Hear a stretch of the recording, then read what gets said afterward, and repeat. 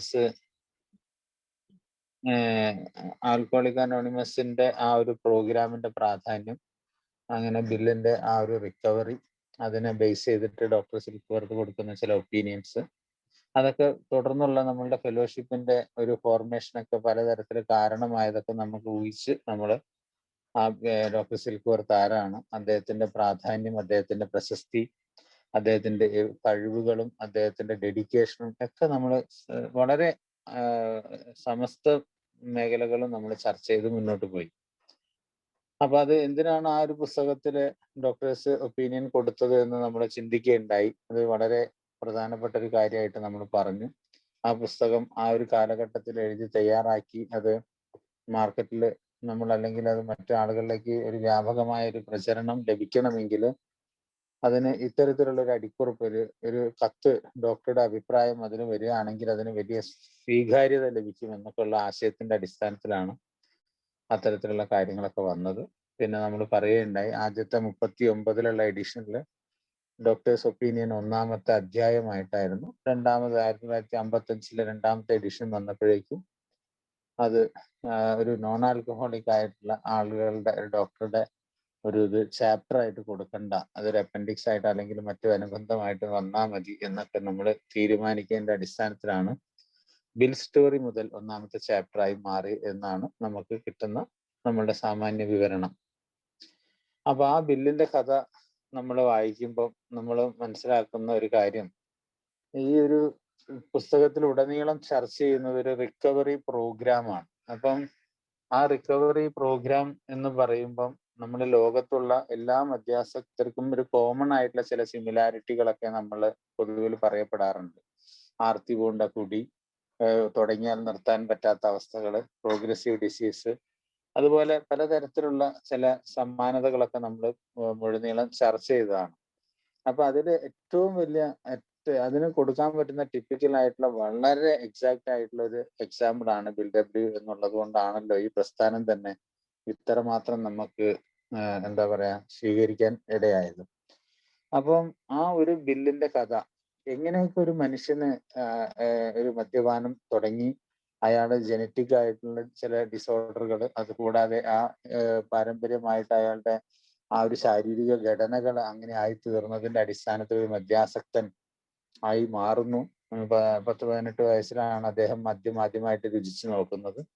അങ്ങനെ വളരെ പെട്ടെന്ന് 10-25 വയസ്സൊക്കെ ആകുമ്പോഴേക്കും അദ്ദേഹം ആൽക്കഹോളിക് അനോണിമസിൽ എത്തുന്നു, അല്ലെങ്കിൽ ആൽക്കഹോളിക് അനോണിമസ് അല്ല, റിക്കവറിയിലേക്ക് എത്തുന്നു. അങ്ങനെയുള്ള ഒരാളുടെ ഒരു ജീവിത ചരിത്രം എത്രമാത്രം നമ്മളുടെ ഈ കൂട്ടായ്മയ്ക്ക് എന്നും മുതൽക്കൂട്ടാണ് എന്നുള്ളത് നമുക്ക് എന്നും നമ്മൾ മനസ്സിൽ ഓർമ്മിച്ചുകൊണ്ടിരിക്കുകയും നിരന്തരം നമ്മൾ അത് ചർച്ച ചെയ്തുകൊണ്ടിരിക്കുന്ന ഒരു വസ്തുതയാണ്. അപ്പൊ അതുകൊണ്ട് തന്നെ ആ പുസ്തകത്തിൽ അദ്ദേഹമാണ് ഈ ബിൽ ബുക്ക് എഴുതിയത് എന്നുള്ളത് നമുക്ക് എല്ലാവർക്കും അറിയാം. പലരും ബിൽ ബുക്ക് എന്നൊക്കെ അറിയാതെയെങ്കിലും പറഞ്ഞു പോകുന്നതും ഒരു പരിധി വരെ ഈ ബില്ല് എഴുതിയത് കൊണ്ടാണെന്ന് വരെ പറഞ്ഞവരുണ്ട്. എന്തായാലും ബിഗ് ബുക്കില് ആദ്യത്തെ ആ ഒരു ചാപ്റ്റർ തന്നെ ഒരു ബിൽ സ്റ്റോറി, എന്താണ് നമ്മളുടെ പ്രോബ്ലം എന്നുള്ളതാണ് പ്രധാനമായിട്ടൊരു നവാഗതന്റെ കയ്യിലേക്ക് ഡോക്ടർ സിൽക്വർത്ത് പറഞ്ഞ പോലെ, ഞാൻ ഓരോ അമിത മദ്യാസക്ത രോഗികളോടും ഞാൻ വിനീതമായ ഭാഷയിൽ അപേക്ഷിക്കുന്നു, നിങ്ങൾ ഒരിക്കലെങ്കിലും ഈ ഒരു പുസ്തകം വായിച്ചിരിക്കണം. എങ്കിൽ ഒരു പക്ഷേ അയാൾ അപഹസിച്ചേക്കാമെങ്കിൽ പോലും ഒരു മരുന്നിന് പോലും മാത്രമായെങ്കിലും അയാൾ അവശേഷിച്ചേക്കാം എന്നുള്ള രീതിയിൽ അയാൾ പറഞ്ഞ് അവസാനിപ്പിക്കുന്നുണ്ട് കഴിഞ്ഞ ഡോക്ടേഴ്സ് ഒപ്പീനിയനിൽ. അപ്പോൾ അങ്ങനെയുള്ള ഒരു ബില്ലിന്റെ ഒരു സ്റ്റോറിയുടെ പ്രാധാന്യം ഈ പുസ്തകത്തിന്റെ അവസാനം വരെ നമ്മുടെ മനസ്സിൽ അതൊരു വലിയ എന്താ പറയാ ഒരു അറിവായിട്ട് തന്നെ, അല്ലെങ്കിൽ ഒരു അനുഭവമായിട്ട് നമ്മളത് നിലനിൽക്കും എന്നുള്ളതിൽ യാതൊരു സംശയമൊന്നുമില്ല. അപ്പൊ അത്രയും വളരെ വളരെ വളരെ ഇമ്പോർട്ടൻ്റ് ആയിട്ടുള്ള ഒരു പാർട്ടാണ് ബിൽ സ്റ്റോറി എന്നുള്ളത് നമ്മൾ ആമുഖമായിട്ട് പറയുന്നു. അപ്പൊ ഇത് വായിക്കുക എന്ന് പറയുമ്പം നമ്മളുടെ ഓരോരുത്തരുടെയും സ്റ്റോറിയാണ് ബിൽ സ്റ്റോറി. നമ്മൾ തന്നെയാണ് ബില്ല്. ഇപ്പൊ നമ്മൾ ഭഗവത്ഗീതയില് നമ്മൾ അർജുനന്റെ ഒരു കഥാപാത്രത്തെ പലപ്പോഴായിട്ട് നമ്മൾ ചർച്ച ചെയ്യാറുണ്ട്. അപ്പൊ അതിലെ ഓരോരുത്തരും വായിക്കുന്ന ഓരോരുത്തരും അർജുനന്മാരാണ് എന്നുള്ള സങ്കല്പത്തിൽ അത് വായിച്ചാൽ അതിന് ഒരുപാട് താത്വികമായിട്ടുള്ള ഗുണം നമുക്ക് അനുഭവിക്കാൻ പറ്റുന്ന പൊതുവിൽ പറയപ്പെടാറുണ്ട്. അതുപോലെയാണ് ഈ ബിഗ് ബുക്കില് ബിൽ സ്റ്റോറി വായിക്കുമ്പോൾ നമ്മളാണ് ബില്ല് എന്നുള്ള സങ്കല്പത്തിൽ നമ്മൾ വായിക്കുകയാണെങ്കിൽ അതിനെ തുടക്കം മുതൽ അവസാനം വരെ നമുക്ക് അതിന്റെ ഗുണഭോക്താവായിട്ട് മാറാൻ സാധിക്കും എന്നുള്ളതിൽ യാതൊരു തർക്കവുമില്ല. ഏതൊരാള് അമേരിക്കയിൽ നിന്നും കാനഡയിൽ നിന്നും ഇന്ത്യയിൽ നിന്നും അല്ലെങ്കിൽ യൂറോപ്പിൽ നിന്ന് എവിടെ നിന്ന് വേണമെങ്കിലും വായിച്ചോട്ടെ, ഒരു മദ്യാസക്തനാണ് അല്ലെങ്കിൽ പ്രയാസപ്പെടുന്ന അല്ലെങ്കിൽ കഷ്ടപ്പെടുന്ന ഒരു മദ്യാസക്തനാണെങ്കിൽ അയാൾക്ക് ആ ജീവിത ചരിത്രവുമായിട്ട് വളരെയേറെ സാമ്യം ഉണ്ടായിരിക്കും എന്നുള്ളതിൽ യാതൊരു തർക്കത്തിനും ഇടയില്ല. നമ്മളിപ്പോ ബില്ലിന്റെ കഥ എന്ന് പറയുമ്പോൾ ഇതില് കുറച്ച് പേജുകളിലായിട്ട് നമ്മൾ വായിക്കാൻ പോകുന്ന കാര്യമാണ്. ഇതിൽ എല്ലാവർക്കും തന്നെ അറിയാം, ബിൽ ഡബ്ല്യു എന്ന് പറഞ്ഞ കോ ഫൗണ്ടേഴ്സ് ഓഫ് ആൽക്കഹോളിക് അനോണിമസ് ആണ്. സഹസ്ഥാപകരിൽ ഒരാളാണ് ബില്ല്. 1934 ഡിസംബർ 11 അദ്ദേഹത്തിന്റെ ലാസ്റ്റ് ഡ്രിങ്ക് എന്നുള്ളത് നമുക്ക് നന്നായിട്ട് അറിയാം. അങ്ങനെ അദ്ദേഹം തുടങ്ങി 6 മാസക്കാലത്തോളം അദ്ദേഹം എന്താ പറയാ ഈ ഒരു അയാൾക്കുണ്ടായ പെട്ടെന്ന് ലഭിച്ച പല കാര്യങ്ങളും അല്ലെങ്കിൽ ഈ ഒരു ദൈവികമായ അനുഭവം അല്ലെങ്കിൽ അയാൾക്ക് കിട്ടിയ വെളിച്ചം അദ്ദേഹം മറ്റാളുകളുമായിട്ട് സംസാരിച്ചെങ്കിലും ആർക്കും ആ ഒരു ആത്മീയതയെ ഉൾക്കൊള്ളാനൊന്നും കഴിഞ്ഞില്ല. അങ്ങനെ വളരെ നിരാശനായി നിൽക്കുന്ന സമയത്താണ് അയാളുടെ മദ്യാസക്തിയുടെ അസ്വസ്ഥതയും പേറിക്കൊണ്ട് അയാൾ ഒരുപാട് സമയങ്ങൾ ചെലവഴിച്ചു. എന്തായാലും ബില്ല് എന്റെ ചെറിയൊരു ഹിസ്റ്ററി നമുക്ക് പറയാം. ഇപ്പൊ കഴിഞ്ഞ ദിവസം നമ്മൾ ജൂൺ 10, ഇന്നലെ മിനിയാന്ന് നമ്മൾ ഇതിന്റെ ഒരുപാട് ഹിസ്റ്ററിക്കൽ ആയിട്ടുള്ള കാര്യങ്ങളൊക്കെ നമ്മൾ പറയുകയുണ്ടായി. ബില്ലിന് അച്ഛനും അമ്മയും അറിയാലോ, അവരും ബില്ലിന്റെ ഫാദർ ആണെങ്കിലും നല്ലൊരു ആൽക്കഹോളിക് ആയിരുന്നു. അവര് ഈ പറഞ്ഞ മാതിരി എന്താണ് വെർമോണ്ട് എന്ന് പറഞ്ഞ സ്റ്റേറ്റിലെ ഈസ്റ്റ് ഡോർസെറ്റ് എന്നൊക്കെ പറഞ്ഞ സ്ഥലത്ത് ജനിക്കുകയുണ്ടായി. അങ്ങനെ അദ്ദേഹം എന്താ പറയാ നല്ല എല്ലാ കാര്യത്തിലും വളരെ നല്ല മികവ് പുലർത്തിയിരുന്ന ഒരാളാണ്. അന്നും ഇന്നും നമ്മളത് പറയുന്നു. പക്ഷെ ഇയാള് സ്വാഭാവികമായിട്ടൊരു ഇൻട്രോവേർട്ട് ആയിരുന്നു. അതായത് വളരെ എന്താ പറയാ സെൻസിറ്റീവ് ആയിട്ടുള്ള വളരെ എന്താ പറയാ ഒരു ഇൻട്രോവേർട്ട് ആയിട്ടുള്ള ഒരു കഥാപാത്രമായിരുന്നു എന്നുള്ളതാണ് നമുക്ക് അയാളുടെ ചരിത്രത്തിൽ നിന്ന് പഠിക്കാൻ പറ്റിയത്. മറ്റു കാര്യങ്ങളിലൊക്കെ നല്ല മികവ് പുലർത്തിയിരുന്നു. പഠനം, അതുപോലെ മറ്റു കായിക വിനോദങ്ങൾ, അതായത് ഹാർമോണിയം, പിയാനോ, ഗോൾഫ്, പ്ലേയിങ്, അങ്ങനെയുള്ള കുറെ സ്പോർട്സ് ആക്ടിവിറ്റീസിലൊക്കെ പുള്ളിക്കാരൻ വളരെ മുൻപന്തിയിലായിരുന്നു. പഠിക്കുന്ന കാര്യത്തിലും നല്ല ഇതിലായിരുന്നു. പക്ഷെ കുട്ടികളുടെ കൂട്ടത്തിൽ താരതമ്യേന കുറച്ച് ഹൈറ്റ് കൂടുതലുള്ള ഒരാളായതുകൊണ്ട് ഒരു അപകർഷതാബോധം പുള്ളിക്ക് പലപ്പോഴും പുള്ളിയെ വേട്ടയാടിയിരുന്നു. അതിന്റെ ഇടയിൽ ഒന്ന് രണ്ട് പ്രേമ നൈരാശ്യങ്ങൾ പുള്ളിയെ ഒരുപാട് ഡ്രോപ്പ് ഔട്ട് ആവാനൊക്കെ, പല പഠനങ്ങളെയും വേണ്ട രീതിയിൽ പഠിക്കാനൊക്കെ അയാൾക്ക് ഒരു തടസ്സമായിട്ട് വന്നു. അതെല്ലാം അയാളെ ബാധിച്ചു. അങ്ങനെ എവിടേക്കോ ചെറുപ്പത്തിൽ 18 വയസ്സൊക്കെ ആകുമ്പോഴേക്കും മദ്യപാനത്തിന്റെ ഒരു രസം അയാൾ നുണയുകയും ആ ഒരു അച്ഛനും അമ്മയും ഡിവോഴ്സ്ഡ് ആവുകയും അമ്മയുടെ അച്ഛന്റെയോ അമ്മമ്മയുടെ ഒക്കെ കൂടെയാണ് ഇയാളുടെ സ്കൂളിംഗ് ഒക്കെ നടക്കുന്നത്. അങ്ങനെ ചെറുപ്പം മുതൽ തന്നെ ഒരു വികലമാക്കപ്പെട്ട ഒരു ബ്രോക്കൺ ചൈൽഡ്ഹുഡിന്റെ ഒരു അവസ്ഥ അദ്ദേഹത്തിന് വല്ലാതെ അനുഭവിക്കേണ്ടി വന്നു.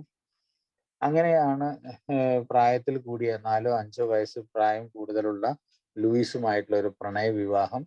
എന്തായാലും അത് അദ്ദേഹത്തിന് പലതരത്തിലുള്ള അവസ്ഥാന്തരങ്ങളിലേക്കൊക്കെ കടന്നു. അങ്ങനെ സ്റ്റോക്ക് എക്സ്ചേഞ്ചിലേക്ക് എത്തുന്നു. അങ്ങനെ അയാൾ വാൾസ്ട്രീറ്റിൽ അയാളുടെ ജീവിതം മറ്റൊരു രീതിയിലേക്ക് മാറ്റിമറിയപ്പെടുന്നു. അത്ഭുത എക്കണോമിക്സിലും അതുപോലെ എഞ്ചിനീയറിംഗിലും പല ബിരുദ പഠനങ്ങളിലെല്ലാം തന്നെ ഒന്നും വ്യക്തമായി പൂർത്തീകരിച്ചിട്ടില്ലെങ്കിലും ഒരു അസാധാരണമായ ഒരു പ്രതിഭാശാലിയായിരുന്നു ബിൽ ഡബ്ല്യു എന്ന് ഒരു താരതമ്യേന നമുക്കറിയാം. തോമസ് ആൽവ എഡിസൺ അദ്ദേഹത്തിന്റെ ലാബിലെ അസിസ്റ്റന്റ് ആയിട്ട് അപ്പോയിന്റ് ചെയ്യാൻ വേണ്ടി സ്വന്തം നേരിട്ട് തന്നെ അഭിമുഖം നടത്തിയ ഒരു മഹാപ്രതിഭയായിരുന്നു ബിൽ വിൽസൺ എന്ന് നമ്മൾ കേട്ടിട്ടുണ്ട്. അങ്ങനെ എല്ലാ അർത്ഥത്തിലും അയാൾ ഒരു വലിയ കഥാപാത്രമായിട്ടാണ് നിലനിൽക്കുന്നത്. ഇതിന്റെ ഇടയിൽ എവിടെയോ മദ്യപാനം വല്ലാതെ രൂക്ഷമായി മാറുകയും ലൂയിസും അയാളുമായിട്ടുള്ള നിരന്തരമായിട്ടുള്ള ചികിത്സകളും അതിന്റെ പരാജയങ്ങളും അതിന്റെ ഇടവേളകളിൽ ഉണ്ടാവുന്ന അല്പം ചില നേട്ടങ്ങളെല്ലാം അവരുടെ ജീവിതത്തിൽ പലതരത്തിലുള്ള സന്തോഷങ്ങളും അസന്തുഷ്ടികളും ദുഃഖങ്ങളും എല്ലാം ഇളകി മറഞ്ഞൊരു ജീവിത ചുറ്റുപാടുകള്. അങ്ങനെ അയാള് മറ്റൊരു അർത്ഥത്തിൽ പറയുന്നുണ്ട്, അയാൾ നാട് മുഴുവൻ ചുറ്റുന്നുണ്ട് സൈക്കിളിൽ. അദ്ദേഹം മോട്ടോർ സൈക്കിളിൽ എവിടേക്കോ അമേരിക്കയുടെ ഭാഗങ്ങളിലൊക്കെ ചുറ്റി നടക്കുന്നുണ്ട്. അങ്ങനെ അവിടെ നിന്ന് പകർത്തിയ ചിത്രങ്ങളും അതിന്റെ ഡോക്യുമെന്ററികളെല്ലാം മറ്റുള്ള ആളുകൾ പോലും അത് വിപണനം ചെയ്ത് വലിയ കാശുണ്ടാക്കിയതായിട്ടുള്ള ചരിത്രങ്ങളൊക്കെ നമ്മളിൽ വായിക്കാൻ പറ്റിയിട്ടുണ്ട്. അപ്പൊ അത്രയ്ക്ക് തൊടുന്നതെല്ലാം പൊന്നാക്കുന്ന അത്രയും മികവുള്ള ഒരു അസാധാരണ മനുഷ്യനായിരുന്നു ബിൽ ഡബ്ല്യു എന്ന് വേണം നമുക്ക് കരുതാൻ. എന്തായാലും അങ്ങനെയൊക്കെ ഇരിക്കുന്ന സമയത്താണ് അദ്ദേഹത്തിന്റെ അവസാനത്തെ ചികിത്സ എന്ന രീതിയിൽ 2-3 വട്ടം ഈ ടൗൺസ് ഹോസ്പിറ്റലിൽ ചികിത്സ എടുക്കുകയും അത് 3ഉം പരാജയപ്പെട്ടിട്ട് അവസാന ഘട്ടത്തിലാണ് അദ്ദേഹം ഈ ഒരു എന്താ പറയുക ടൗൺസ് ഹോസ്പിറ്റലിലെ 4ാമത്തെ ചികിത്സയിൽ അദ്ദേഹം ഡിസംബർ 11 അദ്ദേഹം സോബറാവുന്നു. അതിന്റെ ചരിത്രങ്ങളൊക്കെ നമുക്ക് ഇനി തുടർന്നുള്ള ഭാഗങ്ങളിലൊക്കെ നമുക്ക് വായിക്കാം. ഏതായാലും അങ്ങനെയുള്ള ഒരു ബില്ലിന്റെ ഒരു കഥയാണ് നമ്മൾ വായിക്കാൻ പോകുന്നത്. അതിനേറെ പ്രാധാന്യമുണ്ട്. നമുക്കത് ഒരുപാട് ഉപകാരപ്പെടും. നമ്മളുടെ ചിന്തകളിലും നമ്മളുടെ ജീവിതത്തിലും ഇത് വളരെയധികം നമ്മളെ സ്വാധീനിക്കും എന്നുള്ളതിൽ യാതൊരു സംശയവുമൊന്നുമില്ല. ഏതായാലും ഒരുപാട് സമയം നമ്മൾക്ക് കളയാനില്ല. ഞാൻ ആദ്യം തന്നെ 11:18 നമുക്ക് കുറേശ്ശെ വായിക്കാം. ഓരോ പേജ് തന്നെ വായിച്ചിട്ട് നമുക്ക് മുന്നോട്ട് പോകാമെന്നാണ് എൻ്റെ വ്യക്തിപരമായ അഭിപ്രായം. അപ്പൊ അതുകൊണ്ട് ആരെങ്കിലും ഒരാൾ ഒന്ന് തുടക്കം കുറിക്കുമോ? ബില്ലിന്റെ കഥ ആരാണോ? ഉണ്ണിയോ? ആരെങ്കിലും തുടക്കം കുറിക്കുമോ? അധ്യായം 1. ഓക്കെ. അധ്യായം 1. ബില്ലിന്റെ കഥ. ന്യൂ ഇംഗ്ലണ്ട് പട്ടണത്തിൽ യുദ്ധഭനി പടർന്നു പൊങ്ങി. അവിടേക്ക് പ്ലാറ്റ്സ്ബർഗിൽ നിന്നുള്ള യുവ സൈനിക ഓഫീസർമാരെ നിയോഗിച്ചിരുന്നു എന്ന് ഞങ്ങൾക്കറിയാമായിരുന്നു. വീരനായകന്മാരാക്കിക്കൊണ്ട് നഗരമുഖ്യന്മാരും മറ്റും ഞങ്ങളെ അവരുടെ വീടുകളിലേക്ക് ക്ഷണിച്ചു കൊണ്ടുപോയപ്പോൾ ഞങ്ങൾ സ്വയം പ്രകീർത്തിക്കപ്പെട്ടു. അവിടെ സ്നേഹം, അഭിനന്ദനം, യുദ്ധം, ആഹ്ലാദകരമായ ഇടവേളകളോട് കൂടിയ ശ്രേഷ്ഠമായ നിമിഷങ്ങൾ എന്നിവ എല്ലാം ഉണ്ടായിരുന്നു. ഞാൻ ഒടുവിൽ പച്ചയായ ജീവിതത്തിന്റെ ഭാഗമായി. ആ വികാരോജ്വലതയ്ക്കിടയിൽ ഞാൻ മദ്യം കണ്ടെത്തി. മദ്യത്തെ സംബന്ധിച്ച് എൻ്റെ ജനങ്ങളുടെ മുൻവിധികളെയും ശക്തമായ താക്കീതുകളെയും ഞാൻ മറന്നു. തക്ക സമയത്ത് ആ ഇടത്തേക്ക് തന്നെ ഞങ്ങൾ പുറപ്പെട്ടു. ഞാൻ വളരെ ഏകനായിരുന്നു. അതുകൊണ്ട് വീണ്ടും കുടിയിലേക്ക് തിരിഞ്ഞു. ഞങ്ങൾ ഇംഗ്ലണ്ടിൽ കപ്പലിറങ്ങി. ഞാൻ വിഞ്ചസ്റ്റർ ദേവാലയം സന്ദർശിച്ചു. അതിൽ വളരെ ആകൃഷ്ടനായി. ഞാൻ പുറത്ത് വീണ്ടും ചുറ്റി നടന്നു. ഒരു ശവക്കല്ലറയിൽ കുറിച്ചു വച്ചിരുന്ന ഹാസ്യ കവിതാശകലം എൻ്റെ ശ്രദ്ധ പിടിച്ചെടുത്തു. തണുത്ത ബിയർ കുടിച്ച് മരണം കൈവരിച്ച ഹാംഷയർക്കാരനായ പോരാളി ഇവിടെ ശയിക്കുന്നു. തോക്കിനിരയായി മരിച്ചാലും മദ്യചഷകത്തിനടിമപ്പെട്ട് മരിച്ചാലും ഒരു നല്ല സൈനികൻ ഒരിക്കലും വിസ്മരിക്കപ്പെടുന്നില്ല. അശുഭസൂചകമായ മുന്നറിയിപ്പ്. അതാകട്ടെ എനിക്ക് ചെവിക്കൊള്ളാൻ പറ്റാതെയും പോയി. അതുപോലെ തുടരണോ? വേണ്ട, എന്റെ മൈക്ക് ഓഫ് ആയി പോയതാ. സോറി ഷിബു. അപ്പം ഓക്കെ. അപ്പൊ നമുക്ക് ആദ്യത്തെ പേജിലുള്ള കാര്യം നമ്മൾ കണ്ടു. അപ്പൊ അതില് അധ്യായം 1 ബില്ലിന്റെ കഥ. അപ്പൊ അതില് ആ തുടക്കത്തിൽ തന്നെ പറയുന്നുണ്ടല്ലോ, ഈ ന്യൂ ഇംഗ്ലണ്ട് പട്ടണത്തിൽ യുദ്ധപ്പനി പടർന്നു പൊങ്ങി എന്നൊക്കെ പറയുന്നത്. അപ്പൊ അതില് ശരിക്കും പറഞ്ഞാല് അമേരിക്കയുടെ ഈ പലപ്പോഴും ഇംഗ്ലണ്ട് എന്നുള്ളപ്പോ ഞാൻ കഴിഞ്ഞ ദിവസം ഇതിനെ കുറിച്ച് സണ്ണി ചേട്ടനൊക്കെ ആയിട്ട് സംസാരിച്ചപ്പം മനസ്സിലായി, ഈ ന്യൂ ഇംഗ്ലണ്ട് എന്നുള്ള പട്ടണം അമേരിക്കയുടെ ഒരു ഭാഗം തന്നെയാണ്. അതായത് അമേരിക്കയുടെ ഏതൊക്കെയോ 4-5 ജില്ലകൾ ചേർന്നിട്ടുള്ള ഒരു ഭാഗമാണ് ന്യൂ ഇംഗ്ലണ്ട് എന്നുള്ളതാണ് വടക്ക് ഏതോ ഭാഗത്തെ കുറിച്ചൊക്കെ സണ്ണിച്ചേട്ടൻ പറയുണ്ടായി. അപ്പം അവിടെ യുദ്ധപ്പനി വെച്ചാൽ അവിടേക്കാണ് ഇവരെ സൈനിക ഓഫീസർമാരെ അവര് എന്താ പറയാ നിയോഗിച്ചിരുന്നതെന്ന് ഞങ്ങൾക്കറിയാമായിരുന്നു. ഈ 2ാം ലോകമഹായുദ്ധ കാലഘട്ടത്തിന്റെ ഒരു കാലഘട്ടമാണെന്നാണ് മനസ്സിലാക്കാൻ പറ്റിയത്. അപ്പൊ അവിടേക്ക് എന്താ പറയാ വീരനായകന്മാരാക്കിക്കൊണ്ട് നഗരമുഖ്യന്മാരും മറ്റും ഞങ്ങളെ അവിടെ വീടുകളിലേക്ക് ക്ഷണിച്ചു കൊണ്ടുപോയപ്പോൾ ഞങ്ങൾ സ്വയം പ്രകീർത്തിക്കപ്പെട്ടു. എന്ന് വെച്ചാല് WW എന്തോ ലഫ്റ്റനന്റ് ആയിട്ടുള്ള ഒരു കേഡറിൽ ആ ഒരു രീതിയിലുള്ള ഒരു പോസ്റ്റിംഗ് ആയിരുന്നു ബില്ലിനെ അവിടെ ലഭിച്ചത്. എല്ലാ വീടുകളിൽ നിന്നും ആ യുദ്ധത്തിന് പങ്കെടുക്കാൻ വേണ്ടി ആളുകളെ അതിൽ ഉൾപ്പെടുത്തിയിരുന്നു എന്നൊക്കെയാണ്. കാരണം പക്ഷെ അപ്പോഴേക്കും ഈ 35-36 കാലഘട്ടം അത് കഴിയുമ്പോഴേക്കും എന്താ പറയാ അല്ല ഈ ബില്ലിന്റെ കാലഘട്ടം വെച്ചാൽ വളരെ ചെറിയ പ്രായത്തിലാണ് ബില്ല് ഈ ഇതിനൊക്കെ പോകുന്നത്. അപ്പോൾ അപ്പോഴേക്കും അതിന്റെ ആ യുദ്ധം അവസാനിക്കുന്ന കാലഘട്ടമായിരുന്നു എന്നുള്ളതായിരുന്നു. അയാൾക്ക് കാര്യമായിട്ട് യുദ്ധത്തിലൊന്നും പങ്കെടുക്കേണ്ടി വന്നിരുന്നില്ല. അപ്പൊ ഏതായാലും ഈ ന്യൂ ഇംഗ്ലണ്ട് എന്നുള്ളത് നമ്മൾ കേൾക്കുമ്പോൾ നമുക്ക് ഇംഗ്ലണ്ട് എന്നുള്ള പദമാണെങ്കിലും New York, New England, New Jersey എന്നൊക്കെ പറഞ്ഞിട്ടുള്ള സ്ഥലങ്ങൾ അമേരിക്കയിലുണ്ട്. ഇതെല്ലാം പണ്ട് ഇംഗ്ലണ്ടിൽ നിന്നും അവിടുന്ന് ഇവിടുന്നൊക്കെ ആളുകൾ കുടിയേറി പാർത്തതായതുകൊണ്ട് തന്നെ അവരുടെ നാട്ടില് ഇത്തരം പേരുകൾ ഉണ്ടാവും. ഇംഗ്ലണ്ട് എന്നുള്ളത് ന്യൂ ഇംഗ്ലണ്ട് ആയി, ഈ യോർക്ക് എന്നുള്ളതിന് ന്യൂയോർക്ക് ആക്കി, അങ്ങനെയുള്ള പല ജേഴ്സി എന്നുള്ളതിന് ന്യൂ ജേഴ്സി ആക്കി, അങ്ങനെ അതിന് ഒരു പുതിയ പേര് കൊടുത്തിട്ട് അവരിവിടെ സ്ഥാപിച്ചു. അങ്ങനെ കുടിയേറി പാർത്ത ആളുകൾ ഇട്ട പേരുകളാണെന്നാണ് നമുക്ക് അതിൽ നിന്ന് മനസ്സിലാക്കാൻ പറ്റിയത്. അതെന്തോ ആവട്ടെ, അതിലേക്കൊന്നും നമ്മൾ അധികം പോണ്ട. അപ്പൊ അങ്ങനെ ഇവര് ഈ ഇതിലേക്കൊക്കെ യുദ്ധത്തിന്റെ ഇതിലേക്ക് ഇയാളെ ഉൾപ്പെടുത്തിയപ്പോൾ ഇയാൾക്ക് ഒരുപാട് കാര്യങ്ങൾ ഇയാൾക്ക് നേരത്തെ അറിയാമായിരുന്നു. അച്ഛന്റെ മദ്യപാനം, അച്ഛന്റെ ആൽക്കഹോളിസം, അതുകൂടാതെ നഗര ആളുകളും മറ്റുള്ളവരും കുടുംബക്കാരും എല്ലാവരും പറഞ്ഞു കൊടുത്ത ഇതിന്റെ മറ്റു ഭവിഷ്യത്തുകള് എല്ലാം ഇയാൾക്ക് നല്ല കൃത്യമായ ബോധ്യമുണ്ടായിരുന്നു. പക്ഷേ ഇവര് സ്വയം എന്താ പറയാ, അവരവരുടെ വീടുകളിലേക്ക് ക്ഷണിച്ചു കൊണ്ടുപോയപ്പോൾ ഞങ്ങൾ സ്വയം പ്രകീർത്തിക്കപ്പെട്ടു. എന്താണ്, അവരൊക്കെ വലിയ വലിയ ആ ഒരു പ്രോത്സാഹനങ്ങളും ഇതൊക്കെ ലഭിച്ചപ്പോൾ സ്നേഹം, അഭിനന്ദനം, യുദ്ധം, ആഹ്ലാദകരമായ ഇടവേളകളോട് കൂടിയ ശ്രേഷ്ഠമായ നിമിഷങ്ങൾ, എല്ലാ സൗകര്യങ്ങളും, അതായത് വളരെ നമുക്കറിയാലോ ഇപ്പൊ മിലിറ്ററിയിലൊക്കെ നമുക്ക് കൊടുക്കുന്ന വലിയ വലിയ അംഗീകാരങ്ങളും ഇതൊക്കെ നമുക്ക് കേട്ടിട്ടില്ല. അപ്പൊ അതുപോലെയുള്ള എല്ലാ ഇതും ഒരു പക്ഷെ അതിനേക്കാൾ കൂടുതൽ അത് ഇവിടെ കൊടുത്തിട്ടുണ്ടായിരിക്കാം.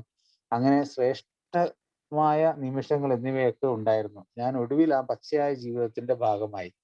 കാരണം അവിടെയുള്ള ആളുകളെല്ലാം വളരെ രസകരമായിട്ട് എൻജോയ് ചെയ്യുന്ന യാഥാർത്ഥ്യങ്ങൾ, അല്ലെങ്കിൽ വളരെ രസകരമായ ജീവിതത്തിന്റെ ഒരു ഭാഗമായിട്ട് അതിന്റെ ഒപ്പം ബിൽഡബ്ല്യൂയും അതിന്റെ ഭാഗമായി മാറി.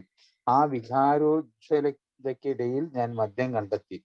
മദ്യത്തെ സംബന്ധിച്ച് എന്റെ ജനങ്ങളുടെ മുൻവിധികളും എന്താ പറയാ ശക്തമായ താക്കീതുകളെയൊക്കെ ഞാൻ മറന്നു. ഒരുപാട് അനുഭവ സമ്പത്തുള്ള, അല്ലെങ്കിൽ മുൻകാലങ്ങളിൽ മദ്യം ഉണ്ടാക്കിയ ഒരുപാട് പ്രയാസങ്ങളൊക്കെ ഞാൻ മറന്നു. പല താക്കീതുകളൊക്കെ ഞാൻ മറന്നു. തക്ക സമയത്ത് ഞാൻ ആ ഇടത്തേക്ക് തന്നെ ഞങ്ങൾ പുറപ്പെട്ടു. ഞാൻ വളരെ ഏകനായിരുന്നു. അതുകൊണ്ട് ഞാൻ വീണ്ടും കുടിയിലേക്ക് തിരിഞ്ഞു. നമ്മളുടെയൊക്കെ ജീവിതത്തില് ആദ്യം first drink does the damage എന്നൊക്കെ നമ്മൾ പറയുമ്പോൾ എൻ്റെ ഒരു ജീവിതത്തിൽ ഇങ്ങനെയായിരുന്നു. കാരണം എൻ്റെ മദ്യപാനം തുടങ്ങുന്നത് പോലും, ആദ്യത്തെ ഡ്രിങ്ക് പോലും എനിക്ക് അപകടകരമായ ഒരു അവസ്ഥയിൽ നിന്നാണ് അത് ഉണ്ടാവുന്നത്. അതായത് മാനസികമായ സംഘർഷങ്ങൾ എനിക്ക് പിടിച്ചു വെക്കാൻ പറ്റാത്ത ഒരവസ്ഥയിൽ ഒരു രാസവസ്തു എനിക്ക് തന്ന താൽക്കാലികമായ ഒരു ആശ്വാസം എന്നെ രണ്ടാമത്തെ ഒരു ദിവസം അതിനെ വാരിപ്പുണരാനുള്ള ഒരു ആവേശം എനിക്ക് എന്നിൽ ജനിപ്പിച്ചു എന്നുള്ളതാണ്. മദ്യാസക്തി എന്ന് പറഞ്ഞൊരു തലച്ചോറ് എൻ്റെ കൃത്യമായിട്ട് എന്നിൽ ഉണ്ടായിരുന്നു എന്നുള്ളത് ഇന്ന് എനിക്ക് മനസ്സിലായി. അതുപോലെയായിരുന്നു ഇവിടെയും. കാരണം കൃത്യമായിട്ടുള്ള എല്ലാ ധാരണകളും ഉണ്ടെങ്കിൽ പോലും അതെല്ലാം മാറ്റിമറിച്ച് ഞാൻ വളരെ ഏകനായിരുന്നു. അതുകൊണ്ട് ഞാൻ വീണ്ടും കുടിയിലേക്ക് പോയി. ഒരു മദ്യാസക്തന് അത് അഫോർഡ് ചെയ്യാൻ പറ്റുന്നില്ല. ഈ സാഹചര്യങ്ങളെ, സന്തോഷമാണെങ്കിലും ദുഃഖമാണെങ്കിലും എല്ലാം സമ്മിശ്രമാണെങ്കിലും അതിനെ മാനേജ് ചെയ്യാൻ പറ്റാത്ത ഒരു അനിയന്ത്രിതമായ ഒരു അവസ്ഥയിൽ വീണ്ടും ഞാൻ കുടിയിലേക്ക് തിരിഞ്ഞു. ഞങ്ങൾ ഇംഗ്ലണ്ടിൽ കപ്പലിറങ്ങി. അത് ശരിയായിട്ടുള്ള ഇംഗ്ലണ്ടാണ്. കാരണം ആ ഇംഗ്ലണ്ടിൽ തന്നെ കപ്പലിറങ്ങി. അവിടെയാണല്ലോ വിഞ്ചസ്റ്റർ ദേവാലയം ഉള്ളത്. അപ്പൊ അത് അവിടെ ഇംഗ്ലണ്ടിൽ കപ്പലിറങ്ങിയപ്പോൾ അദ്ദേഹം വിഞ്ചസ്റ്റർ ദേവാലയമൊക്കെ സന്ദർശിച്ചു. അതിൽ വളരെ ആകൃഷ്ടനായി. അങ്ങനെ പുറത്ത് വീണ്ടും ചുറ്റി നടന്നു. അതൊക്കെ കാണാനുള്ളൊരു കൗതുകം. കാരണം ബിൽഡബ്ല്യുവിനെ പറ്റി നമുക്ക് അറിയാലോ. ഒരു തീർത്തും ഒരു എന്താ പറയാ എഗ്നോസ്റ്റിക് ആണ്. അതായത് ദൈവം ഉണ്ടോ ഇല്ലയോ എന്നൊക്കെ ഉള്ള ചില സംശയങ്ങൾ നിലനിൽക്കുന്ന, പൂർണ്ണമായിട്ട് നിരാകരിക്കാത്ത ഒരു ചിന്തയുള്ള ഒരാളാണ്. അപ്പൊ അതുകൊണ്ട് തന്നെ അയാളൊക്കെ ചുറ്റിക്കടന്നു. ആ കൂട്ടത്തിൽ ഒരു ശവക്കല്ലറ അദ്ദേഹത്തിന്റെ ശ്രദ്ധ പിടിച്ചു പറ്റി. ആ ശവക്കല്ലറയിൽ കുറിച്ചിരുന്ന ഹാസ്യ കവിതാ ശകലം എന്റെ ശ്രദ്ധ പിടിച്ചു പറ്റി. അവിടെയാണ് ആ തണുത്ത ബിയർ കുടിച്ച് മരണം കൈവരിച്ച ഹാംഷയർക്കാരനായ പോരാളി ഇവിടെ ശയിക്കുന്നു. ആ തോക്കിനെതിരായി മരിച്ചാലും മദ്യചഷകത്തിനെതിരെ അടിമപ്പെട്ട് മരിച്ചാലും ഒരു നല്ല സൈനികൻ ഒരിക്കലും വിസ്മരിക്കപ്പെടുന്നില്ല. അതിന് പൂർണ്ണമായിട്ട് അതിൽ എഴുതി വെച്ചിട്ടുണ്ട് ഹാംഷയർക്കാരനായിട്ടുള്ള ആ പോരാളിയുടെ പേരുകൾ. അത് എന്താ വെച്ചാൽ 26 വയസ്സിൽ തണുത്ത ബിയർ കുടിച്ചിട്ട് ഒരു പോരാളി അവിടെ മരിച്ച് ശയിക്കുകയാണ് എന്നുള്ളതാണ് അശുഭ സൂചകമായ ആ ഒരു മുന്നറിയിപ്പ്. എവിടെയാണ് അശുഭ സൂചകം? വളരെ ചെറിയ പ്രായത്തിൽ ഒരു തണുത്ത ബിയർ കുടിച്ച ഒരാൾ മരിക്കുകയാണ്. അപ്പൊ അത് ഇയാൾക്ക് ചെവി കൊള്ളാതെയും പോയി. കാരണം അതിന്റെ ഒരു ഭീകരത. കാരണം അയാൾ വലിയൊരു പട്ടാളക്കാരനാണെങ്കിലും അയാൾ മരണപ്പെട്ടത് ഈ മദ്യചഷകത്തിന് അടിമപ്പെട്ടിട്ടാണ് എന്നുള്ള ഒരു അശുഭ സൂചകമായ ആ മുന്നറിയിപ്പ് അതാകട്ടെ എനിക്ക് ചെവി കൊള്ളാൻ പറ്റാതെയും പോയി എന്നുള്ള ഒരു കാര്യമാണ് ആ പേജിൽ പറഞ്ഞത്. നമുക്ക് തുടർന്നുള്ള കാര്യങ്ങൾ കുറച്ചും കൂടി അത് ബോധ്യപ്പെടും. എന്തായാലും എത്ര വലിയ ആളാണെങ്കിൽ, പ്രശസ്തിയുള്ള ആളാണെങ്കിൽ പോലും മദ്യപാനം കൊണ്ട് മരിച്ചാലും ഒരു വീരനായകൻ ഒരിക്കലും വിസ്മരിക്കപ്പെടും. 26 വയസ്സിലാണ് ഈ ഒരു യോദ്ധാവ് മദ്യം എന്താ പറയുക തണുത്ത ബിയർ കുടിച്ച് മരിക്കുന്നത് എന്നുള്ളത് ഒരു അശുഭ സൂചകമായ മുന്നറിയിപ്പാണ്. കാരണം ഒരു മദ്യാസക്തന് സംഭവിക്കാവുന്ന ഒരു എന്താ പറയാ വിധിക്ക് മുമ്പുള്ള ഒരു മരണം എന്ന് നമ്മൾ പറയുന്ന ഒരവസ്ഥ അയാളുടെ ശ്രദ്ധ പിടിച്ചു പറ്റി. പക്ഷെ അയാൾക്ക് ചെവി കൊള്ളാൻ പറ്റാതെ പോയി. ഇനി അടുത്ത രണ്ടാമത്തെ പേജ് വായിക്കൂ പ്ലീസ്. തുടങ്ങാം. വിദേശ യുദ്ധങ്ങളിൽ അനുഭവ സമ്പത്തുള്ള 22-കാരനായ ഞാൻ വീട്ടിലേക്ക് മടങ്ങി. ഞാൻ സ്വയം ഒരു നായകനാണെന്ന് ഭാവിച്ചു. കാരണം എന്റെ കൂട്ടത്തിൽപ്പെട്ടവർ എനിക്കൊരു പ്രത്യേക തരത്തിലുള്ള മതിപ്പ് വകവെച്ചു തരുന്നുണ്ടായിരുന്നില്ലേ എന്ന ചിന്ത ഉണ്ടായിരുന്നു. നേതൃത്വത്തിലുള്ള എന്റെ കഴിവ് എന്നെ മഹത്തായ സംരംഭങ്ങളുടെ തലപ്പത്ത് എത്തിക്കുമെന്ന് ഞാൻ പൂർണ്ണ ഉറപ്പോടെ നോക്കി നടത്തുമെന്ന് കരുതി. ഒരു സായാഹ്ന നിയമപഠന കോഴ്സിന് ഞാൻ ചേർന്നു. ഒരു പണമിടപാട് സ്ഥാപനത്തിൽ ഇൻവെസ്റ്റിഗേറ്ററായി ഉദ്യോഗവും നേടി. വിജയിക്കുന്നതിന് വേണ്ടിയുള്ള ത്വര എപ്പോഴും മനസ്സിലുണ്ടായിരുന്നു. ഞാൻ പ്രാധാന്യമർഹിക്കുന്നവനാണെന്ന് സ്വയം ലോകം മുമ്പാകെ തെളിയിച്ചു. എന്റെ ജോലി എന്നെ വാൾ സ്ട്രീറ്റ് എന്ന നഗരം വരെ എത്തിച്ചു. സാവധാനത്തിൽ ഞാൻ മാർക്കറ്റ് കാര്യങ്ങളിൽ താല്പര്യമുള്ളവനായി. ധാരാളം പേർക്ക് പണം നഷ്ടപ്പെട്ടു. പക്ഷേ ചിലർ വലിയ ധനവാന്മാരായി. എന്തുകൊണ്ട് എനിക്കും അതായിക്കൂടാ? നിയമത്തോടൊപ്പം ബിസിനസ്സും ധനതത്വശാസ്ത്രവും ഞാൻ പഠിച്ചു. കടുത്ത അമിത മദ്യപാന രോഗിയായിരുന്ന ഞാൻ നിയമ പഠനത്തിൽ ഏതാണ്ട് പരാജയപ്പെട്ടു. ഫൈനൽ പരീക്ഷകൾ ഒന്നിന്റെ സമയത്ത് എഴുതാനോ ചിന്തിക്കാനോ പറ്റാത്തത്ര കുടിച്ച് അവശ നിലയിലായിരുന്നു ഞാൻ. ഈ സമയത്തും എന്റെ കുടി തുടർച്ചയായ മട്ടിലുള്ളതായിരുന്നില്ലെങ്കിലും അതെന്റെ ഭാര്യയെ വിഷമിപ്പിച്ചു. ഞങ്ങൾ തമ്മിൽ ദീർഘമായ വാഗ്വാദങ്ങൾ നടന്നു. അപ്പോഴൊക്കെ അവളുടെ വിലക്കുകളെ ഞാൻ നിശബ്ദമാക്കിയിരുന്നത് ക്രാന്തദർശികളായ മനുഷ്യർ അവരുടെ ശ്രേഷ്ഠമായ സൃഷ്ടികൾക്ക് ജന്മം നൽകിയിരുന്നത് കുടിച്ചിരുന്ന സമയത്താണെന്നും തത്വചിന്താപരമായ മഹൽ രചനകൾ അപ്രകാരം ലഭ്യമാണെന്നും പറഞ്ഞുകൊണ്ടാണ്. നിയമപഠന കോഴ്സ് പൂർത്തിയാകാറായപ്പോഴേക്കും എനിക്ക് മനസ്സിലായി നിയമം എനിക്ക് വേണ്ടിയുള്ളതല്ലെന്ന്. വാൾ സ്ട്രീറ്റിന്റെ മാടി വിളിക്കുന്ന നീർച്ചുവയുടെ കടുംപിടുത്തത്തിൽ ഞാൻ പെട്ടുകഴിഞ്ഞിരുന്നു. ബിസിനസ്സും സാമ്പത്തിക നേതാക്കന്മാരുമായി എന്റെ ആരാധനാമൂർത്തികൾ. കുടിയുടെയും മൂവ് കച്ചവടത്തിൻ്റെതുമായ ഈ ചേരുവയിൽ നിന്ന് ഒരു ദിനം എന്നെ അതിന്റെ പ്രയാണത്തിൽ ഒരു ബൂമറാങ്ങിനെ പോലെ തിരിച്ചടിച്ച് തുണ്ടാക്കുന്ന ആയുധം മെനഞ്ഞെടുക്കുകയായിരുന്നു. ലളിതമായി ജീവിച്ചുകൊണ്ട് ഞാനും ഭാര്യയും $1000 സമ്പാദിച്ചു. ആ തുക വില കുറഞ്ഞതും ജനപ്രീതി ഇല്ലാത്തതുമായ ചില സെക്യൂരിറ്റികൾ നിക്ഷേപിച്ചു. ഒരു നാൾ അവയ്ക്ക് വില വർദ്ധിച്ചേക്കാമെന്ന് ഞാൻ ന്യായമായും കരുതി. ഫാക്ടറികളെയും അവയുടെ ഭരണാധികാരികളെയും ചെന്ന് കാണുന്നതിനായി എന്നെ അയക്കാൻ എന്റെ ദല്ലാൾ സുഹൃത്തുക്കളെ പ്രേരിപ്പിക്കുന്നതിൽ ഞാൻ പരാജയപ്പെട്ടു. ആ പാരഗ്രാഫ് തീർത്തോ? എങ്കിലും ഞാനും ഭാര്യയും എന്തായാലും പോകാൻ തന്നെ തീരുമാനിച്ചു. മാർക്കറ്റിനെ കുറിച്ചുള്ള അജ്ഞത കൊണ്ടാണ് മിക്കവർക്കും സ്റ്റോക്കുകളിൽ പണം നഷ്ടപ്പെടുന്നത് എന്ന ഒരു തിയറി ഞാൻ രൂപപ്പെടുത്തിയെടുത്തിട്ടുണ്ടായിരുന്നു. അതിലുപരിയായി നിരവധി കാരണങ്ങൾ പിന്നീടും ഞാൻ കണ്ടെത്തി. ഓക്കെ, താങ്ക് യു ഉണ്ണി. നമ്മൾ രണ്ടാമത്തെ പേജില് ബിൽ സ്റ്റോറിയിൽ പറയുന്ന നേരത്തെ ആ ഒരു നമ്മൾ പറഞ്ഞല്ലോ, അതാകട്ടെ എനിക്ക് ചെവി കൊള്ളാൻ പറ്റാതെയും പോയി എന്നൊക്കെ പറഞ്ഞ് അയാള് നമ്മളുടെ ആ ഒരു വിദേശ യുദ്ധങ്ങളിലൊക്കെ പങ്കെടുത്ത് അദ്ദേഹം ആ അനുഭവ സമ്പത്തുള്ള 22-കാരനായ ഞാൻ, അദ്ദേഹത്തിന് അന്ന് 22 വയസ്സേ ഉണ്ടാവുള്ളൂ, അദ്ദേഹം വീട്ടിലേക്ക് മടങ്ങി. അപ്പൊ എന്താ സംഭവിച്ചത്? ഞാൻ സ്വയം ഒരു നായകനാണെന്ന് ഭാവിച്ചു. കാരണം അതില് യുദ്ധം അവിടെ എല്ലാം കഴിഞ്ഞു. അദ്ദേഹം ഒരു വീര പോരാളിയെ പോലെ അയാളുടെ നാട്ടിലേക്ക് മടങ്ങുകയാണ്. അപ്പൊ കാരണം എന്താ വെച്ചാൽ കൂട്ടത്തിൽപ്പെട്ടവർ എനിക്കൊരു പ്രത്യേക തരത്തിലുള്ള മതിപ്പ്, അതായത് ആൽക്കഹോളിക്കിന് എല്ലാ അർത്ഥത്തിലും എവിടെയും ആളുകളെ കയ്യിലെടുക്കാനും ആ ഒരു രീതിയിൽ ഒരു പ്രത്യേകത ഉണ്ടാക്കിയെടുക്കാനൊക്കെ ഒരു വല്ലാത്തൊരു അസാധാരണമായ ഒരു കഴിവുണ്ട് എന്നുള്ളത് നമുക്ക് എല്ലാവർക്കും അറിയാം. ഒരു ചുമ്മാ അങ്ങോട്ടൊരു ആൽക്കഹോളിക് ആവുന്നില്ല ഒരാള്. അപ്പം ആ കൂട്ടത്തിൽപ്പെട്ടവരൊക്കെ ഇയാൾക്ക് വലിയൊരു മതിപ്പൊക്കെ വകവെച്ച് കൊടുത്തിരുന്നു എന്ന ചിന്തയുണ്ടായിരുന്നു ഇയാൾക്ക്. നേതൃത്വത്തിനുള്ള എന്റെ കഴിവ് എന്നെ മഹത്തായ സംരംഭങ്ങളുടെ തലപ്പത്തെത്തിക്കുമെന്ന് അത് ഞാൻ പൂർണ്ണ ഉറപ്പോടെ നോക്കി നടത്തുമെന്നും കരുതി. അത് ശരിയാണല്ലോ. അപ്പൊ നമ്മൾ ഏത് കാര്യം ചെയ്താലും ആൽക്കഹോളിക്സ് ഈസ് ഓൾസോ വർക്കഹോളിക് എന്ന് പറയും. അത് ഒരു അസാധാരണമായിട്ടുള്ളൊരു ആവേശം അവരിൽ പൊതുവെ നമ്മളിൽ എല്ലാവരിലും ഉണ്ടാവും. അവസാനം ആകുമ്പോഴേക്കും ഇതൊക്കെ കെട്ടടങ്ങി പോകുന്നുള്ളതാണെങ്കിൽ പോലും ആ തുടക്കത്തിൽ ആരംഭശൂരത്വം എന്ന് പറഞ്ഞ രീതിയിലുള്ള ഒരു കാര്യങ്ങള് പൊതുവില് ഇതൊക്കെ നമ്മള് കൂട്ടത്തിൽ നമ്മളെയും കൂടി കൂട്ടിച്ചേർത്ത് വായിക്കേണ്ടതാണ്. ഇപ്പൊ ഞാനൊക്കെ ഒരു ബിസിനസ്സുകാരനായതുകൊണ്ട് എനിക്ക് ചെറിയ പ്രായത്തിൽ തന്നെ 10-20 വയസ്സാകുമ്പോഴേക്കും ഞാൻ ബോംബെ നഗരത്തിലൊക്കെ ചെന്ന് ബിസിനസ് ആരംഭിക്കാനുള്ള ശ്രമങ്ങൾ നടത്തിയ ആളാണ് ഞാൻ.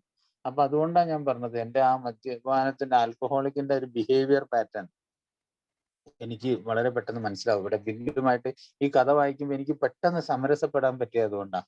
ഒരു സായാഹ്ന നിയമപഠന കോഴ്സിന് ഞാൻ ചേർന്നു. ഞാനും ഈവനിങ് ക്ലാസ്സിന് പ്രീ-ഡിഗ്രിക്കൊക്കെ പോയ ഒരാളാണ്. അപ്പം ഒരു പണമിടപാട് സ്ഥാപനത്തിൽ ഇൻവെസ്റ്റിഗേറ്റർ ആയിട്ട് ഉദ്യോഗം നേടി. കാരണം അയാൾ ഇങ്ങനെ ഓരോന്നിലും പല മൾട്ടിപ്പിൾ പേഴ്സണാലിറ്റി ആയിരിക്കുമല്ലോ ആൽക്കഹോളിക്കിന്. പ്രത്യേകിച്ച് ബില്ലിനെ സംബന്ധിച്ചിടത്തോളം നമുക്ക് ഒരിക്കലും പ്രിഡിക്റ്റ് ചെയ്യാൻ പറ്റില്ല. അതിനേക്കാളും ഉയർന്ന ഒരു ഔട്ട്പുട്ട് ഉള്ള ഒരാളാണ് ബിൽ ഡബ്ല്യു.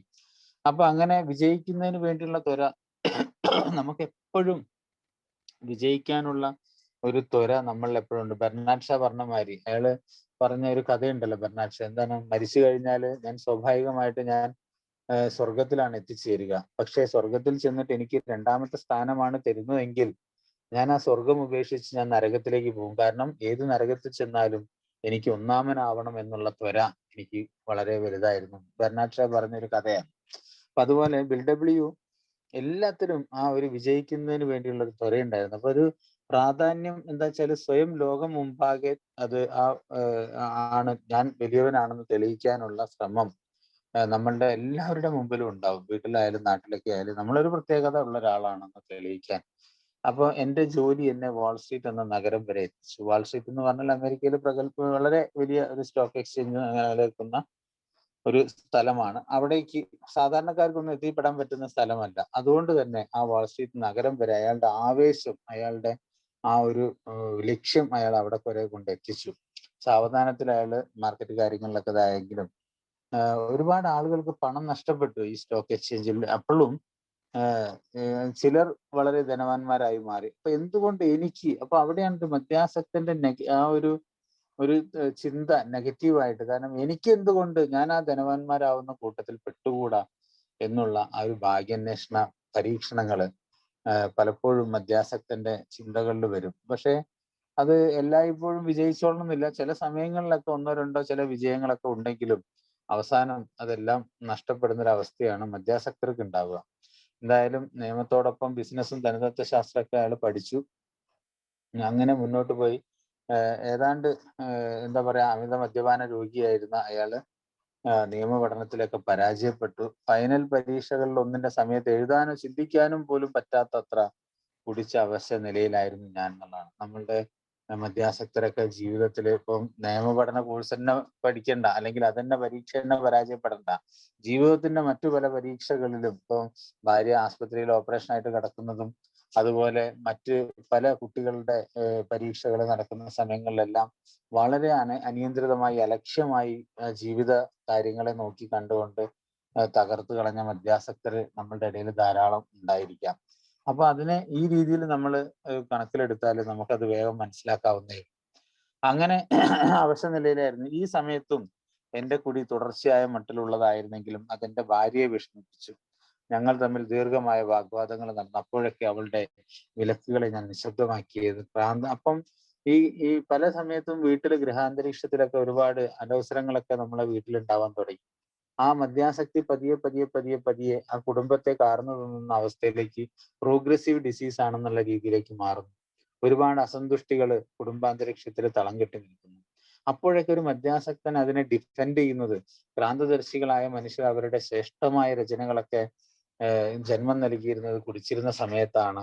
തത്വചിന്താപരമായ മഹൽ രചനകൾ അപ്രകാരം ലഭ്യമായതാണെന്നൊക്കെ പറഞ്ഞുകൊണ്ടാണ്. കാരണം നമ്മൾ ഒരുപാട് വാക്ചാതുര്യം അല്ലെങ്കിൽ വാക്സാമർത്ഥ്യം നമ്മളിൽ ഒരുപാടുണ്ടല്ലോ. നമ്മൾ തലങ്ങും വിലങ്ങും മറിഞ്ഞ് നമ്മൾ 18 അടവുകളും പയറ്റിയിട്ട് നമ്മളുടെ ആ ഒരു അഭിമാനത്തെ നമ്മൾ നിലനിർത്താൻ നമുക്ക് പ്രത്യേകമായ ഒരു കഴിവുണ്ട്. അപ്പൊ അതുകൊണ്ട് തന്നെ നിയമപഠന കോഴ്സ് പൂർത്തിയാകാനാകുമ്പോഴേക്കും മനസ്സിലായി നിയമം എനിക്ക് വേണ്ടി ഉള്ളതല്ലെന്ന്. കാരണം വാൾസ്ട്രീറ്റിന്റെ ആ മാടി വിളിക്കുന്ന ആ നീർച്ചുഴിയുടെ കടുംപിടുത്തത്തിൽ ഞാൻ പെട്ടുകഴിഞ്ഞു.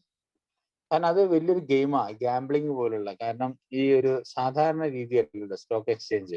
ലാഭവും നഷ്ടവും കളിക്കുന്ന ഒരു ചീട്ടുകളിമാരുള്ള ചൂതാട്ടം പോലുള്ള സ്ഥലങ്ങളാണ്. അപ്പം ബിസിനസ്സും സാമ്പത്തിക നേതാക്കന്മാരുമായി എന്റെ ആരാധനാമൂർത്തികൾ കുടിയുടെയും ഊഹക്കച്ചവടത്തിന്റെയുമായി പെരുവയിൽ നിന്ന് ഒരു ദിവസം എന്നെ അതിന്റെ പ്രയാണത്തിൽ ഒരു ബൂമറാങ്ങിനെ പോലെ തിരിച്ചടിച്ച് തുണ്ടം തുണ്ടമാക്കുന്ന ആയുധം മെനഞ്ഞെടുക്കുകയായിരുന്നു. ഞാൻ നേരത്തെ പറഞ്ഞു തന്നെ, കാരണം ഒരുപാട് പണക്കാരും അത്തരത്തിലുള്ള കൂട്ടുകെട്ടുകളൊക്കെ ആയി അയാളുടെ ജീവിതത്തിന്റെ ഭാഗം. അത് തന്നെ അയാളെ ഒരു ബൂമറാങ്ങിനെ പോലെ തിരിച്ചടിക്കുന്നതിന് പലപ്പോഴും അത് കാരണമായി തീർന്നു. അങ്ങനെ കുടിയുടെ ആ ഊഹക്കച്ചവടത്തിന്റെയൊക്കെ ഈ ചേരുവയിൽ നിന്ന് ഒരു ദിനം അതിന്റെ പ്രയാണത്തിൽ ഒരു ബൂമറാങ്ങിനെ പോലെ തിരിച്ചടിച്ച് തുണ്ടമാക്കുന്ന ആയുധം മെനഞ്ഞെടുക്കുകയായിരുന്നു. ലളിതമായി ജീവിച്ചുകൊണ്ട് ഞാനും ഭാര്യയും $1000 സമ്പാദിച്ചു. ചില സമയത്ത് നമ്മൾ വീണ്ടും ഒന്ന് കോൺഷ്യസ് ആവും. ശരി, ഇനിയിപ്പോ ഒക്കെ ഒന്ന് മാറ്റണം, ഒന്ന് നിയന്ത്രണത്തിലേക്ക് കൊണ്ടുവരണം, എന്റെ ചെലവുകളൊക്കെ ഒന്ന് ചുരുക്കണം എന്നൊക്കെ മാറ്റി നമ്മൾ ഭയങ്കര ഡിസിപ്ലിൻ ആവാൻ ശ്രമിക്കും. വളരെ കുറച്ച് സമയത്തേക്ക് നമുക്ക് അത് ബാലൻസ് ചെയ്യാൻ പറ്റുള്ളൂ മദ്യാസക്തനാണെങ്കിൽ. അങ്ങനെ ബില്ലും അവിടെ ലളിതമായി ജീവിച്ച് കുറച്ച് $1000 ഒക്കെ സമ്പാദിച്ച് ആ തുക വലിയ വില കുറഞ്ഞതും ജനപ്രീതി ഇല്ലാത്തതുമായ ചില സെക്യൂരിറ്റികളൊക്കെ നിക്ഷേപിച്ചു. അങ്ങനെ അവർക്ക് വില അത് വർദ്ധിക്കുമെന്നൊക്കെ ഉള്ള ചിന്തയില് ഫാക്ടറികളെയും അവയുടെ ഭരണാധികാരികളെയൊക്കെ ചെന്ന് കാണുന്നതിനായി എന്നെ അയക്കാൻ എൻ്റെ ദല്ലാൽ സുഹൃത്തുക്കളെ പ്രേരിപ്പിക്കുന്നതിൽ എന്താ പറയാ, ഞാൻ പരാജയപ്പെട്ടു.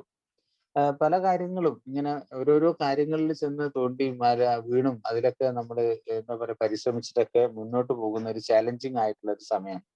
എങ്കിലും ഞാനും ഭാര്യയും എന്തായാലും പോകാൻ തന്നെ തീരുമാനിച്ചു. മാർക്കറ്റിനെ കുറിച്ചുള്ള അജ്ഞത കൊണ്ടാണ് മിക്കവർക്കും സ്റ്റോക്കുകളിൽ പണം നഷ്ടപ്പെടുന്നത് എന്ന ഒരു തിയറി ഞാൻ രൂപപ്പെടുത്തി എടുത്തിട്ടുണ്ടായിരുന്നു. അതിലുപരിയായി നിരവധി കാരണങ്ങൾ പിന്നീട് ഞാൻ കണ്ടെത്തി.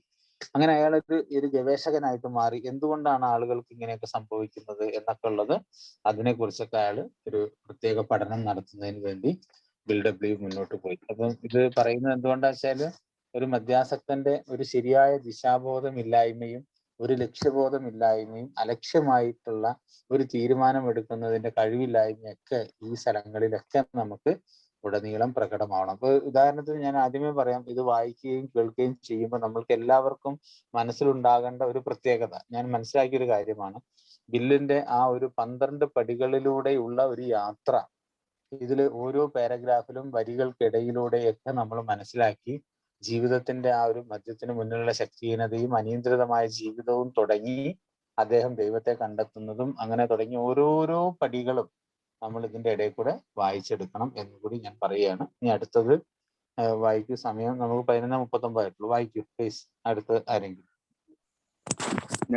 ഞങ്ങൾ ജോലി ഉപേക്ഷിച്ച് ഒരു മോട്ടോർ സൈക്കിളിൽ ചീറിപ്പാഞ്ഞു. മോട്ടോർ സൈക്കിളിന്റെ സൈഡ് കാറിൽ ടെന്റ് കെട്ടുന്നതിനുള്ള സാധന സാമഗ്രികളും പുതുപ്പുകളും വസ്ത്രങ്ങളും ഫിനാൻഷ്യൽ റെഫറൻസ് സർവീസ് എന്ന കൃതിയുടെ 3 ഭീമമായ വാളികങ്ങളും കുത്തി നിറച്ചിട്ടുണ്ടായിരുന്നു. ഞങ്ങളുടെ സുഹൃത്തുക്കൾക്ക് തോന്നിയത് ഭ്രാന്ത അന്വേഷണത്തിനുള്ള ഒരു സമിതിയെ നിയമിക്കണമെന്നാണ്. ഒരു പക്ഷേ അവർ കരുതിയത് ശരിയായിരുന്നിരിക്കാം. ഊഹക്കച്ചവടത്തിൽ ഞങ്ങൾക്ക് ചില മെച്ചങ്ങളൊക്കെ ഉണ്ടായി. അതുകൊണ്ടും ഞങ്ങൾക്ക് അല്പം പണമുണ്ടായി. പക്ഷേ ഞങ്ങൾ ഒരു മാസക്കാലത്തേക്ക് ഞങ്ങളുടെ നിക്ഷേപത്തിൽ നിന്നും പണം ചെലവാക്കാതിരിക്കുക എന്നതിനായി ഒരു കൃഷിയിടത്തിൽ പണിയെടുത്തിരുന്നു. എന്റെ ഭാഗത്തു നിന്ന് വളരെ ദിവസങ്ങൾക്ക് ശേഷമുള്ള സത്യസന്ധമായ ശാരീരിക അധ്വാനമായിരുന്നു അത്. ഒരു വർഷം കൊണ്ട് അമേരിക്കൻ ഐക്യനാടുകളുടെ കിഴക്കൻ മേഖല ഞങ്ങൾ കവർ ചെയ്തു. അതിന്റെ അവസാനം വാൾ സ്ട്രീറ്റിലേക്കുള്ള എന്റെ റിപ്പോർട്ടുകൾ എനിക്ക് അവിടെ ഒരു സ്ഥാനം നേടിത്തരികയും വലിയ തുക ഉപയോഗിക്കാനുള്ള സൗകര്യം ഉണ്ടാക്കി തരികയും ചെയ്തു. ഒരു പ്രത്യേക മാർഗം സ്വയം തിരഞ്ഞെടുത്തത് കൊണ്ട് ധാരാളം പണം കയ്യിലെത്തി.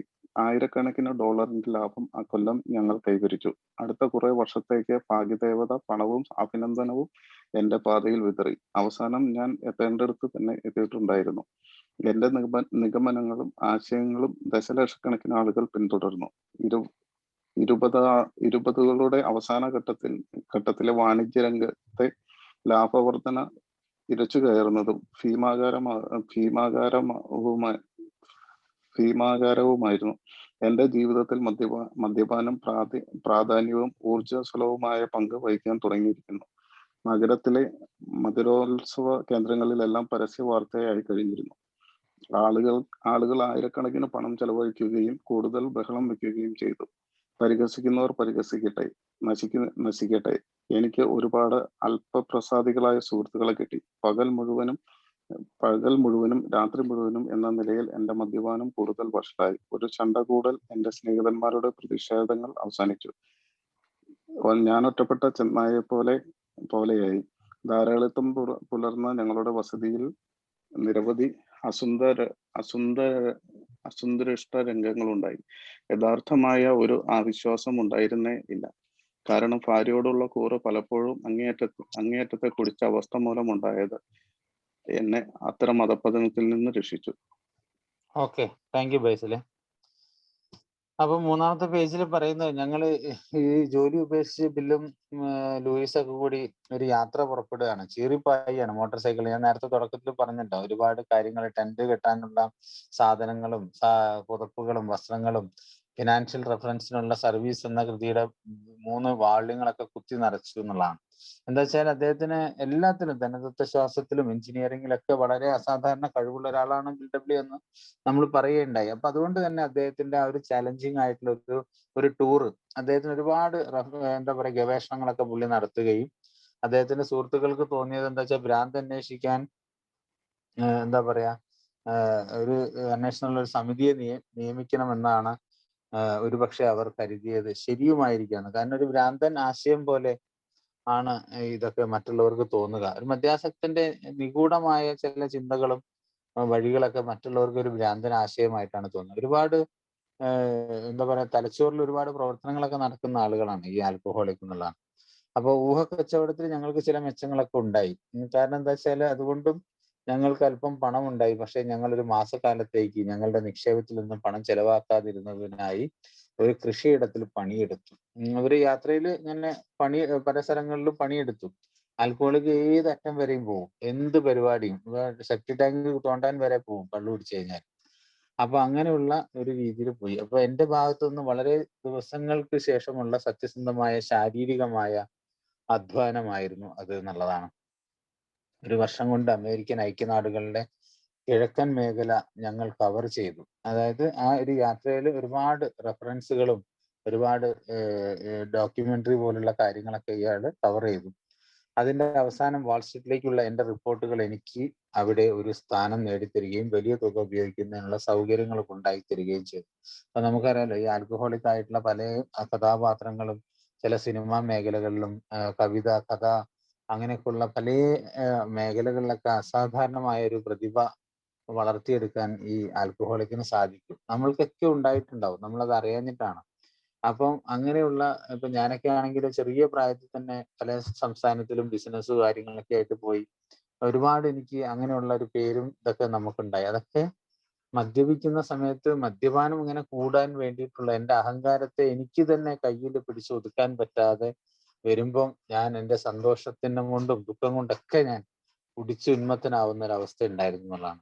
അപ്പൊ അതുപോലെ ഈ ഒരു പ്രത്യേക വാൾസ്ട്രീറ്റിലേക്കൊക്കെ എത്തുകയും അവിടെ വലിയ തുക ഉപയോഗിക്കാനുള്ള സൗകര്യങ്ങളൊക്കെ ഉണ്ടാക്കി തരികയും ചെയ്തു എന്നുള്ളതാണ്. അതൊരു പ്രത്യേക മാർഗം സ്വയം തിരഞ്ഞെടുത്തുകൊണ്ട് ധാരാളം പണം കയ്യിലെത്തി. ആയിരക്കണക്കിന് ഡോളറിന്റെ ലാഭം ആ കൊല്ലം ഞങ്ങൾ കൈവരിച്ചു. അപ്പം ഒരു ഭാഗ്യദേവതകള്, കാരണം അടുത്ത കുറെ വർഷക്കാലത്തേക്ക് ഭാഗ്യദേവത പണവും അഭിനന്ദനവും എന്റെ പാതയിൽ വിതറി എന്ന് പറയുന്നുണ്ട്. കാരണം ഒരു പ്രത്യേക ഒരു ടൈം പീരീഡില് ആൽക്കഹോളിക്കിനൊക്കെ ചില സന്തോഷങ്ങളും നമ്മളുടെ ജീവിതത്തിൽ ഉണ്ടായിട്ടുണ്ട്. അതാണ് പിന്നെ നമ്മൾ കൂടുതൽ വഷളായ ഒരു കുടിയിലേക്ക് എത്തുന്നത് വരെ നമ്മളുടെ സാമ്പത്തിക കാര്യങ്ങളും നമ്മളുടെ ജീവിതമൊക്കെ മാനേജ് ചെയ്തത് അപ്രതീക്ഷിതമായിട്ട് വരുന്ന ചില ഭാഗ്യദേവതകളാണ്. ഇതൊക്കെ നമ്മളുടെ ജീവിതത്തിൽ ഉണ്ടായിട്ടുണ്ടാവും. ചില ഷീട്ട് കളിക്കുമ്പോൾ കുറെ പൈസ കിട്ടും, പിന്നെ ഒന്നായിട്ട് പോകും. അപ്പൊ കിട്ടുന്ന ചില സമയങ്ങളൊക്കെ നമുക്ക് ചില സന്തോഷങ്ങളൊക്കെ നമുക്ക് ഉണ്ടായിട്ടുണ്ടാവും. അതുപോലെയുള്ള ചില ഗാംബ്ലിംഗ് പരിപാടികൾ അവസാനം ഞാൻ എത്തേണ്ട അടുത്ത് തന്നെ എത്തിയിട്ടുണ്ടായിരുന്നു. കാരണം എന്റെ നിഗമനങ്ങളും ആശയങ്ങളും ദശലക്ഷക്കണക്കിന് എന്താ പറയാ ആളുകൾ പിന്തുടർന്നു. പക്ഷെ 20കളുടെ അവസാന ഘട്ടത്തിലെ വാണിജ്യ രംഗത്തെ ലാഭവർധന ഇരച്ചു കയറുന്നതും ഭീമാകാരവുമായിരുന്നു. ഈ നമ്മളുടെ ആശയങ്ങള് മറ്റാളുകൾക്കൊക്കെ, പല ആളുകൾക്ക് വേണ്ടി നമ്മൾ എന്തും ചെയ്യും, അവർക്കൊക്കെ ഒരുപാട് ഗുണങ്ങളുണ്ടാവും. പക്ഷെ നമ്മളുടെ കാര്യത്തിൽ നമ്മൾ എപ്പോഴും ഒരുതരം ദുർബലരും നമ്മള് നിരാശരുമായിരിക്കും എന്നുള്ളത് ചിലപ്പോഴൊക്കെ നമ്മളുടെ ധാർമ്മിക നിലവാരം വിലയിരുത്തിയാൽ കൃത്യമായിട്ട് നമുക്ക് കാണാൻ പറ്റും. 20ന്റെ അവസാനം ആകുമ്പോഴേക്കൊക്കെ ഈ ലാഭവർധന ഇരച്ചു കയറുന്നതും ഭീമാകാരവുമായിരുന്നു. എന്റെ ജീവിതത്തിൽ മദ്യപാനം പ്രാധാന്യവും ഊർജ്ജസ്വലവുമായ പങ്കുവഹിക്കാൻ തുടങ്ങിയിരുന്നു. നഗരങ്ങളിലെ മധുരോത്സവ കേന്ദ്രങ്ങളിലെല്ലാം പരസ്യ വാർത്തയായി കഴിഞ്ഞിരുന്നു. ആളുകൾ ആയിരക്കണക്കിന് പണം ചെലവഴിക്കുകയും കൂടുതൽ ബഹളം വെക്കുകയും ചെയ്തു. പരിഹസിക്കുന്നവർ പരിഹസിക്കട്ടെ, നശിക്കട്ടെ, എനിക്ക് ഒരുപാട് അല്പപ്രസാദികളായ സുഹൃത്തുക്കളെ കിട്ടി. മദ്യപാനത്തിന്റെ അവസാന ഘട്ടത്തിലൊക്കെ നമ്മളുടെ സുഹൃത്തുക്കളുടെയൊക്കെ ഗുണനിലവാരമൊക്കെ നമ്മളൊന്ന് പരിശോധിച്ചാൽ നമുക്ക് മനസ്സിലാവും. ഒട്ടും ഒരു ചിന്തിച്ചിട്ടോ അല്ലെങ്കിൽ മറ്റൊരു രീതിയിൽ വിലയിരുത്തിയിട്ടോ ഒരു കാര്യങ്ങൾ ചെയ്യുന്നവരല്ല. എടുത്തുചാട്ടക്കാരും പെട്ടെന്ന് ക്ഷിപ്ര വികാരമുള്ള ആളുകളൊക്കെ ആയിരിക്കും. ഇതുകൊണ്ട് തന്നെ നമ്മളുടെ ജീവിതം ഏതാണ്ട് മദ്യപാനം അതിന്റെ അവസാനത്തെ സീമകളൊക്കെ ലംഘിച്ചിട്ടുണ്ടാവും എന്നുള്ളത് നമുക്കും നമ്മളെ ഊഹിക്കാവുന്നേ ഉള്ളൂ. അപ്പം അല്പപ്രസാദികളായ കുറെ സുഹൃത്തുക്കള്, കാരണം ഇന്ന് കണ്ട ആളെ ആയിരിക്കില്ല നമ്മൾ നാളെ കാണുക. ബാറിൽ നിന്നും റോട്ടിൽ നിന്നൊക്കെ ഉള്ള ഒരുപാട് ആളുകളെ, ഏതൊക്കെയോ മലീനസമായിട്ടുള്ള സുഹൃത്ത് ബന്ധങ്ങൾ നമ്മൾക്കൊക്കെ നമ്മൾ നിലനിർത്തിയിട്ടുണ്ടായിരുന്നു. അവർക്കൊക്കെ വേണ്ടിയിട്ട് നമ്മൾ ഒരുപാട് സമയം ചെലവഴിച്ചിട്ടുണ്ടായിരുന്നു. കാരണം നമ്മളുടെ സഹവാസങ്ങളൊക്കെ അത്തരം കേന്ദ്രങ്ങളിലായിരുന്നു എന്നുള്ളതും ഇത് തന്നെയാണ് ബില്ലിനും സംഭവിച്ചത്. പകൽ മുഴുവൻ രാത്രി മുഴുവനും എന്ന നിലയിൽ എൻ്റെ മദ്യപാനം കൂടുതൽ വഷളായി. നേരം വെളുക്കുമ്പോൾ മുതൽ രാത്രി വരെയുള്ള ആ പ്രോഗ്രസീവ് ഡിസീസ്, ആ വളർച്ച, മദ്യപാനത്തിന്റെ അടി തട്ടുന്ന ആ മദ്യത്തിന്റെ മുന്നിൽ ശക്തിഹീനാണെന്ന് ബോധ്യപ്പെടുന്നതിലേക്കുള്ള ഘട്ടം ഘട്ടമായിട്ടുള്ള വളർച്ച. ഒരു ചണ്ടകൂടലിൽ എൻ്റെ സ്നേഹിതന്മാരുടെ പ്രതിഷേധങ്ങൾ അവസാനിച്ചു. ഞാനൊരു ഒറ്റപ്പെട്ട ചെന്നായിയെ പോലെയായി. ധാരാളിത്തം പുലർന്ന് ഞങ്ങളുടെ വസതിയിൽ നിരവധി അസന്തുഷ്ട രംഗങ്ങൾ ഉണ്ടായി. അല്ലേ? നമ്മളുടെ സുഹൃത്തുക്കളൊക്കെ, നീ പോടാ അവിടുന്ന്, നിന്നെ ഒന്നും ഒരു സ്ഥലത്ത് കൂട്ടിക്കൊണ്ടാൻ പറ്റില്ല, നീ നാണം കെടുത്തു, നിന്നെ കൊണ്ട് ഇന്നലെ ഞങ്ങൾ ആകെ വഷളായി എന്നൊക്കെ പറയുന്ന ഒരുപാട് കുറ്റപ്പെടുത്തലുകളും ഒറ്റപ്പെടുത്തലുകളൊക്കെ നമ്മളുടെ ജീവിതത്തിൽ ധാരാളം ഉണ്ടായി. അത് തന്നെ ബില്ലിനെ സംബന്ധിച്ച് ഒരുപാട് അനുഭവിക്കേണ്ടി വന്നു.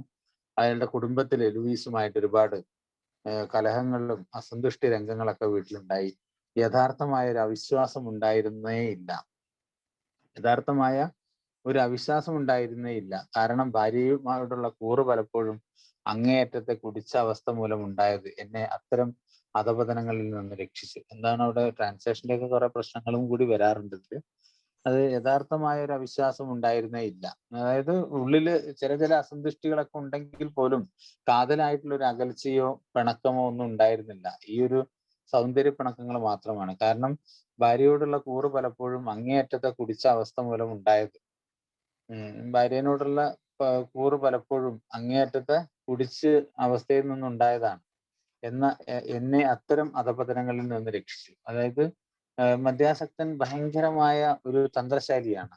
ഏതെങ്കിലും തരത്തില് നമ്മൾ സോഫ്റ്റ് കോർണറായിട്ട് നമ്മൾ അത് മാനേജ് ചെയ്തൊരു ഡ്രാമാറ്റിക് ആയിട്ട് നമ്മൾ മറ്റൊരാളുകളുടെ സ്നേഹവും വിശ്വാസമൊക്കെ പിടിച്ചു പറ്റും. ഈ താൽക്കാലികമായിട്ടുണ്ടാവുന്ന അസന്തുഷ്ടികളൊക്കെ നമുക്ക് പിന്നീട് നമ്മൾ മാനേജ് ചെയ്യാൻ നമ്മൾ ഒരു പ്രത്യേക കഴിവുള്ള ആളുകളാണ് ഇത് എന്നുള്ളത് നമുക്ക് മനസ്സിലാക്കുകയാണ്. അതൊക്കെ നമ്മളുടെ ജീവിതത്തിൽ ധാരാളം ഉണ്ടായതാണ്. ഏതായാലും തുടർന്ന് 1929 എന്നുള്ള ആ ഗോൾഫ് ഭ്രമം പിടിപെട്ടു എന്നുള്ളത് വായിക്കുക ആരെങ്കിലും പ്ലീസ്. 1929 എനിക്ക് ഗോൾഫ് ഭ്രമം പിടിപെട്ടു. ഞങ്ങൾ ഉടനെ ഗ്രാമത്തിലേക്ക് പോയി. എന്റെ ഭാര്യ എന്നെ കൈകൊട്ടി പ്രോത്സാഹിപ്പിച്ചു. ഞാൻ വാൾട്ടർ ഹാഗൻ എന്ന കളിക്കാരനെ കീഴ്പ്പെടുത്തുവാൻ വേണ്ടി വാൾട്ടറിന്റെ പിന്നാലെ ചെന്നതിനേക്കാൾ വേഗതയിൽ മദ്യം എന്നെ അടിമപ്പെടുത്തി. രാവിലെ ഞാൻ പരിഭ്രാന്തിയുള്ളവനായി ഗോൾഫ് കളി പകലും രാത്രി മദ്യം കഴിക്കുന്നതിനെ അനുവദിച്ചിരുന്നു.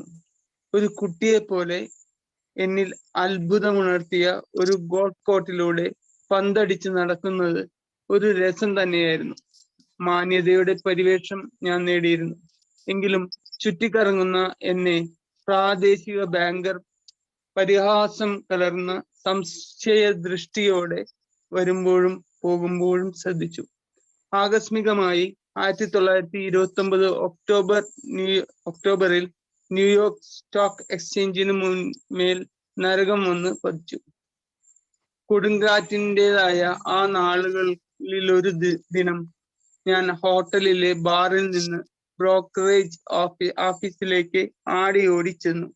അപ്പോൾ 8 മണിയായിരുന്നു. മാർക്കറ്റ് അടച്ചിട്ട് 5 മണിക്കൂർ കഴിഞ്ഞു. ഘടികാരം ശബ്ദമുണ്ടാക്കിക്കൊണ്ടിരുന്നു. XYZ 32 എന്നെഴുതിയ നാടകയിലേക്ക് ഞാൻ നോക്കിക്കൊണ്ടേയിരുന്നു. രാവിലെ അത് 52 ഞാൻ ആകെ തകർന്നു. അതുപോലെ തന്നെ എൻ്റെ നിരവധി സുഹൃത്തുക്കളും ഉന്നതമായ സാമ്പത്തിക നിലയിൽ നിന്നും മരണത്തിലേക്ക് ചാടുന്ന ആളുകളുടെ വിവരങ്ങൾ പത്രങ്ങൾ റിപ്പോർട്ട് ചെയ്തു. അതെന്നിൽ വെറുപ്പുണ്ടാക്കി. ഞാൻ ചാടില്ല. ഞാൻ ബാറിലേക്ക് തിരിച്ചുപോയി. എൻ്റെ കൂട്ടുകാർ 10 മണി മുതൽ നിരവധി ദശലക്ഷം ഡോളറുകൾ നഷ്ടപ്പെടുത്തിയിട്ടുണ്ടായിരുന്നു.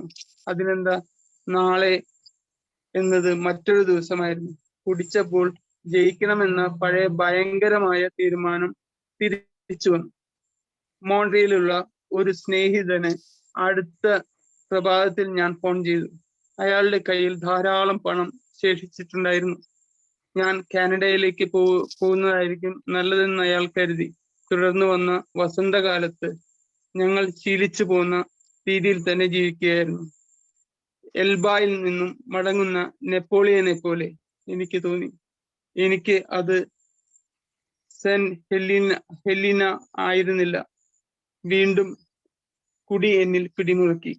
എന്റെ ഉദാഹരണമായ സുഹൃത്തിന് എന്നെ പറഞ്ഞു വിടേണ്ടിയിരുന്നു. ഇത്തവണ ഞങ്ങൾ തകർന്ന ഹൃദയത്തോട് കഴിഞ്ഞു. ശരി രാജേഷേ, താങ്ക് യു. അപ്പോൾ നമ്മൾ തുടരുകയാണ്. 4-ാമത്തെ പേജിൽ 1929 അദ്ദേഹത്തിന് ഗോൾഫ് ഭ്രമം പിടിപെടുകയാണ്. നമ്മുടെ ഈ ഗോൾഫ് ഭ്രമം എന്ന് പറയുമ്പോൾ നമ്മുടെ എബി അയാളുടെ ഒരു ഗോൾഫ് മേറ്റ് ആയിരുന്നു. അതായത് ഗോൾഫ് കളിക്കിയിലെ പാർട്ട്ണർ ആയിരുന്നു മറ്റേ നമ്മളെ എബി താച്ചർ. അങ്ങനെ ഒരു ബന്ധം അയാൾക്കുണ്ടായിരുന്നു. അപ്പോൾ പിന്നെ ബിൽ ഡബ്ല്യു ആ ഗോൾഫ് ഭ്രമത്തിലൊക്കെ പിടിപെടുന്നു. അങ്ങനെ ആൽക്കഹോളിക് അങ്ങനെയാണല്ലോ, ഏതിലാണോ തൊടുന്നത് അതിലൊക്കെ ഭ്രമമായിട്ട് മാറും. അതിപ്പോ നമ്മൾ എവിടെ പോയി ഇരുന്നാലും അതിന്റെ അടിയിൽ ഫെവിക്കോൾ തേച്ച മാതിരിയാ, പിന്നെ അതവിടെ ആ ഒരു കസേരയായിട്ട് ഒട്ടിപ്പിടിക്കും. അപ്പോൾ ഞങ്ങൾ ഉടനെ ഗ്രാമത്തിലേക്ക് പോയി.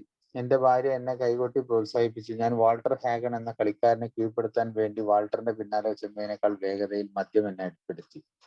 അതായത് ഗോൾഫിൽ ഉള്ള ഒരു പ്രത്യേകത എന്ന് വെച്ചാൽ മദ്യപിച്ചിട്ടും അത് കളിക്കാനുള്ള ഒരു സ്വാതന്ത്ര്യമൊക്കെ ഉള്ള ഒരു കളിയാണല്ലോ ഈ ഗോൾഫ്.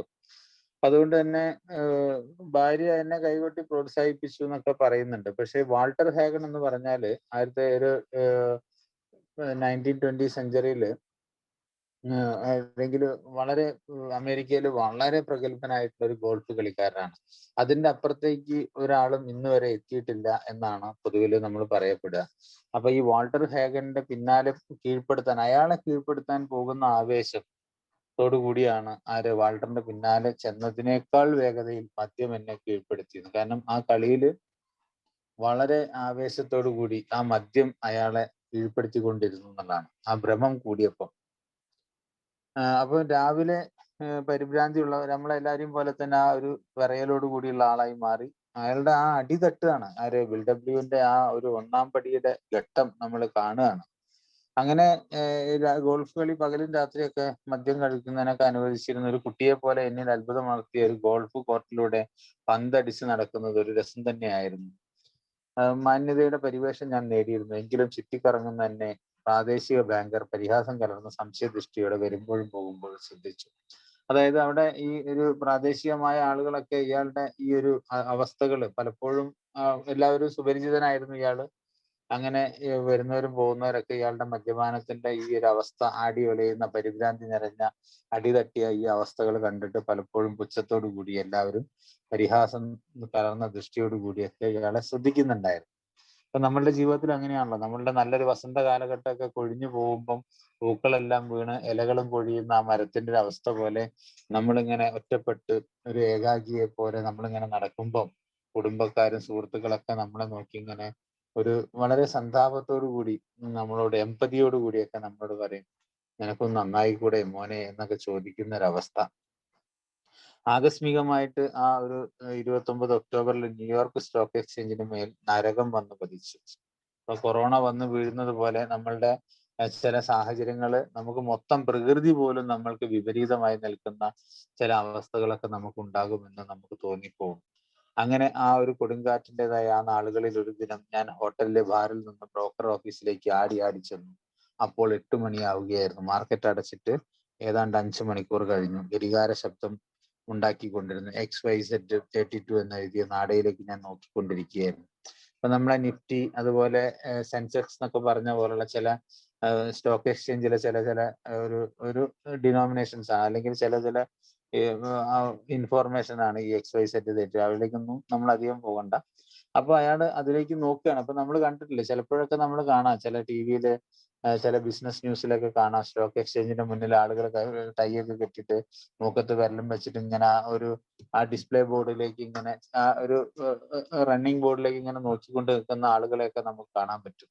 അതൊരു തരം ഗാംബ്ലിംഗ് ആണ്. അപ്പൊ അതുപോലെയുള്ള അവസ്ഥയിലേക്ക് രാവിലെ നമ്മൾ പലപ്പോഴും നിരാശനായിക്കൊണ്ട് ഞാൻ എൻ്റെ ബിസിനസ് സ്ഥാപനത്തിലേക്കൊക്കെ രാവിലെ ഇങ്ങനെ എല്ലാം കഴിഞ്ഞ് തകർന്നടിയുന്ന അവസ്ഥയിലേക്ക് അവസാനം ഞാൻ പോയി നിൽക്കുന്നത് പലപ്പോഴും ഞാൻ ചെന്നിട്ടുണ്ട്. രാവിലെ 2 ബെഗ് അടിച്ചിട്ട് ഷോപ്പിന്റെ മുന്നിൽ പോയി നിന്നിട്ട് ഒരുപാട് ഞാൻ ചെക്കിൽ ഒപ്പിടാൻ കൈ വിറച്ചിട്ട് പറ്റാതെ ആളുകളൊക്കെ വരുന്നതിന് മുമ്പ് ഷട്ടർ പൊന്തിച്ചിട്ട് ഒരു 10 ലീഫിലൊക്കെ ഒപ്പിട്ട് വെക്കുന്ന ഒരു അവസ്ഥ. അങ്ങനെ ഈ ഒരു അവസ്ഥ രാവിലെ അത് എന്താ പറയുക, ഞാൻ ആകെ തകർന്നു. അതുപോലെ തന്നെ എൻ്റെ നിരവധി സുഹൃത്തുക്കളും ഉന്നതമായ സാമ്പത്തിക നിലയിൽ നിന്ന് മരണത്തിലേക്ക് ചാടുന്ന ആളുകളുടെ വിവരം പത്രങ്ങൾ റിപ്പോർട്ട് ചെയ്തു. അത് എന്നിൽ വെറുപ്പുണ്ടാക്കി. കാരണം അപ്പോഴും അഭിമാനം നമ്മൾ വിടൂല. പല ആളുകളും നാശങ്ങളിൽ എന്താ പറയുക നഷ്ടങ്ങൾ സംഭവിച്ചു മരണത്തിലേക്കും ആത്മഹത്യയിലേക്കൊക്കെ പോയത് ഈ സ്റ്റോക്ക് എക്സ്ചേഞ്ചിന്റെ മുകളിൽ നരകം വന്ന് പതിച്ചതിന്റെ ഭാഗമായിട്ട്. ഇപ്പോൾ തന്നെ ഞങ്ങളെ കോഴിക്കോടൊക്കെ പല ഷോപ്പുകളും അടയ്ക്കുകയാണ്, മുതലാളിമാർ നിർത്തുകയാണ്. ഇപ്പൊ നമ്മൾ പത്രത്തിൽ വായിച്ചല്ലോ, ഈ വിറ്റ്കോ എന്ന് പറഞ്ഞ വലിയൊരു പ്ലാസ്റ്റിക് കമ്പനി 10-75 വർഷത്തെ സേവനത്തിന് അടിയിൽ ഇപ്പം ആ കമ്പനി പൂട്ടി. അപ്പൊ അതുപോലെ പല സംഗതികളും ആളുകൾ തകർന്നു പോകുന്നതൊക്കെ കണ്ടപ്പോഴും ഒരു ആൽക്കഹോളിക്കിന്റെ ദുരഭിമാനത്തിൽ അയാൾ പറയാണ്, ഞാൻ അതിലൊന്നും പെടൂല എന്ന് പറഞ്ഞിട്ട് അദ്ദേഹം എന്ത് ചെയ്തു, ബാറിലേക്ക് തന്നെ തിരിച്ചുപോയി. എൻ്റെ കൂട്ടുകാർ 10 മണി മുതൽ നിരവധി ദശലക്ഷക്കണക്കിന് ഡോളറുകൾ നഷ്ടപ്പെടുത്തിയിട്ടുണ്ടായിരുന്നു. അതിനെന്താ, നാളെ എന്നത് മറ്റൊരു ദിവസമായിരുന്നു. കുടിച്ചപ്പോൾ ജയിക്കണമെന്ന പഴയ ഭയങ്കരമായ തീരുമാനം തിരിച്ചു വന്നു. നമ്മൾ അങ്ങനെയാണല്ലോ, എല്ലാം കഴിഞ്ഞ് നിൽക്കുമ്പോൾ 2 അടിച്ചു കഴിഞ്ഞാൽ നമ്മൾ ഒരു എന്താ പറയാ, ഒരു ആന വന്നാലും നമുക്കൊന്ന് ഏറ്റുമുട്ടി നോക്കാന്നുള്ള ഒരു പ്രത്യേകമായ ഒരു ശക്തി നമ്മളിൽ രൂപപ്പെടുന്നുള്ളതാണ്. അതൊക്കെയാണ് ഇതിൽ വരച്ച് കാണിക്കുന്നത്. അപ്പൊ നമ്മൾ ഇതുപോലെ പലപ്പോഴും നമ്മൾ ചെയ്തിട്ടുണ്ടായിരുന്നു. പക്ഷെ അതൊക്കെ എന്താ പറയാ, നമ്മളെ വീണ്ടും വീണ്ടും തെറ്റായ തീരുമാനങ്ങളിലേക്ക് എത്തുകയും അത് നശിപ്പിക്കുകയും ചെയ്തു എന്നുള്ളതാണ്. മോൺട്രിയാലുള്ള ഒരു സ്നേഹിതന് അടുത്ത പ്രഭാതത്തില് അദ്ദേഹത്തിനെ ഫോൺ ചെയ്തു. അയാളുടെ കയ്യിൽ ധാരാളം പണം ഉണ്ടായിരുന്നു. അയാൾ കാനഡയിലേക്ക് പോകുന്നതായിരിക്കും നല്ലതെന്ന് അയാൾ കരുതി. തുടർന്ന് വന്ന വസന്തകാലത്ത് ഞങ്ങൾ ശീലിച്ചു പോകുന്ന രീതിയിൽ തന്നെ ജീവിക്കുകയായിരുന്നു. എൽബായിൽ നിന്ന് മടങ്ങുന്ന നെപ്പോളിയനെ പോലെ എനിക്ക് തോന്നി. എനിക്കതൊരിക്കലും ഒരു സെന്റ് ഹെലീനി ആയിരുന്നില്ല.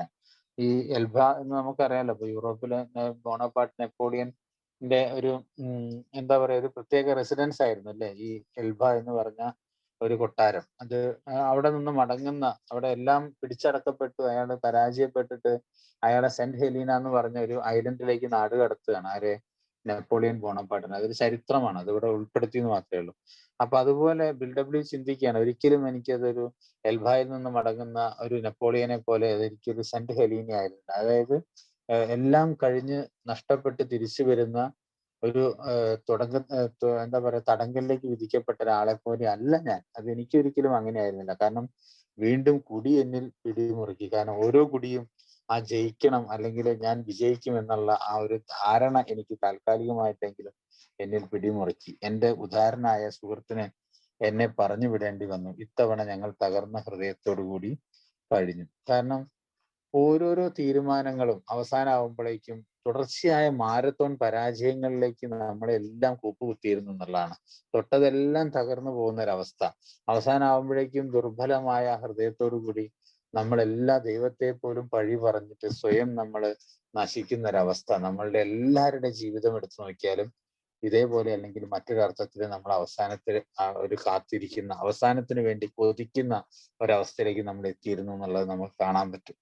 അതുകൊണ്ട് തന്നെ ഇന്നിപ്പോ 4-ാമത്തെ പേജ് വരെയുള്ള ഭാഗങ്ങൾ നമുക്കൊന്ന് മതിയാക്കാം. ഒരുപാട് ഇതുവരെ വായിച്ച ഭാഗങ്ങൾ നമുക്ക് നന്നായിട്ട് തന്നെ ഒന്ന് ഓർക്കാം, മനനം ചെയ്യാം, നമ്മളുടെ ജീവിതവുമായിട്ട് താരതമ്യം ചെയ്യാം, പൊരുത്തപ്പെടുത്താം. ഇത് എത്രമാത്രം വളരെ സത്യസന്ധമായിട്ടുള്ള ഒരു കാര്യമായിട്ട് നമുക്കൊന്ന് ചിന്തിക്കുകയും ചെയ്യാം. അപ്പൊ അതുകൊണ്ട് 4-ാമത്തെ പേജ് ഒന്ന് മാർക്ക് ചെയ്ത് വെക്കണം ഉണ്ണി. നമുക്കിനി 12:01 12:30 വരെയാണ് നമ്മുടെ സമയം. ഇനിയുള്ള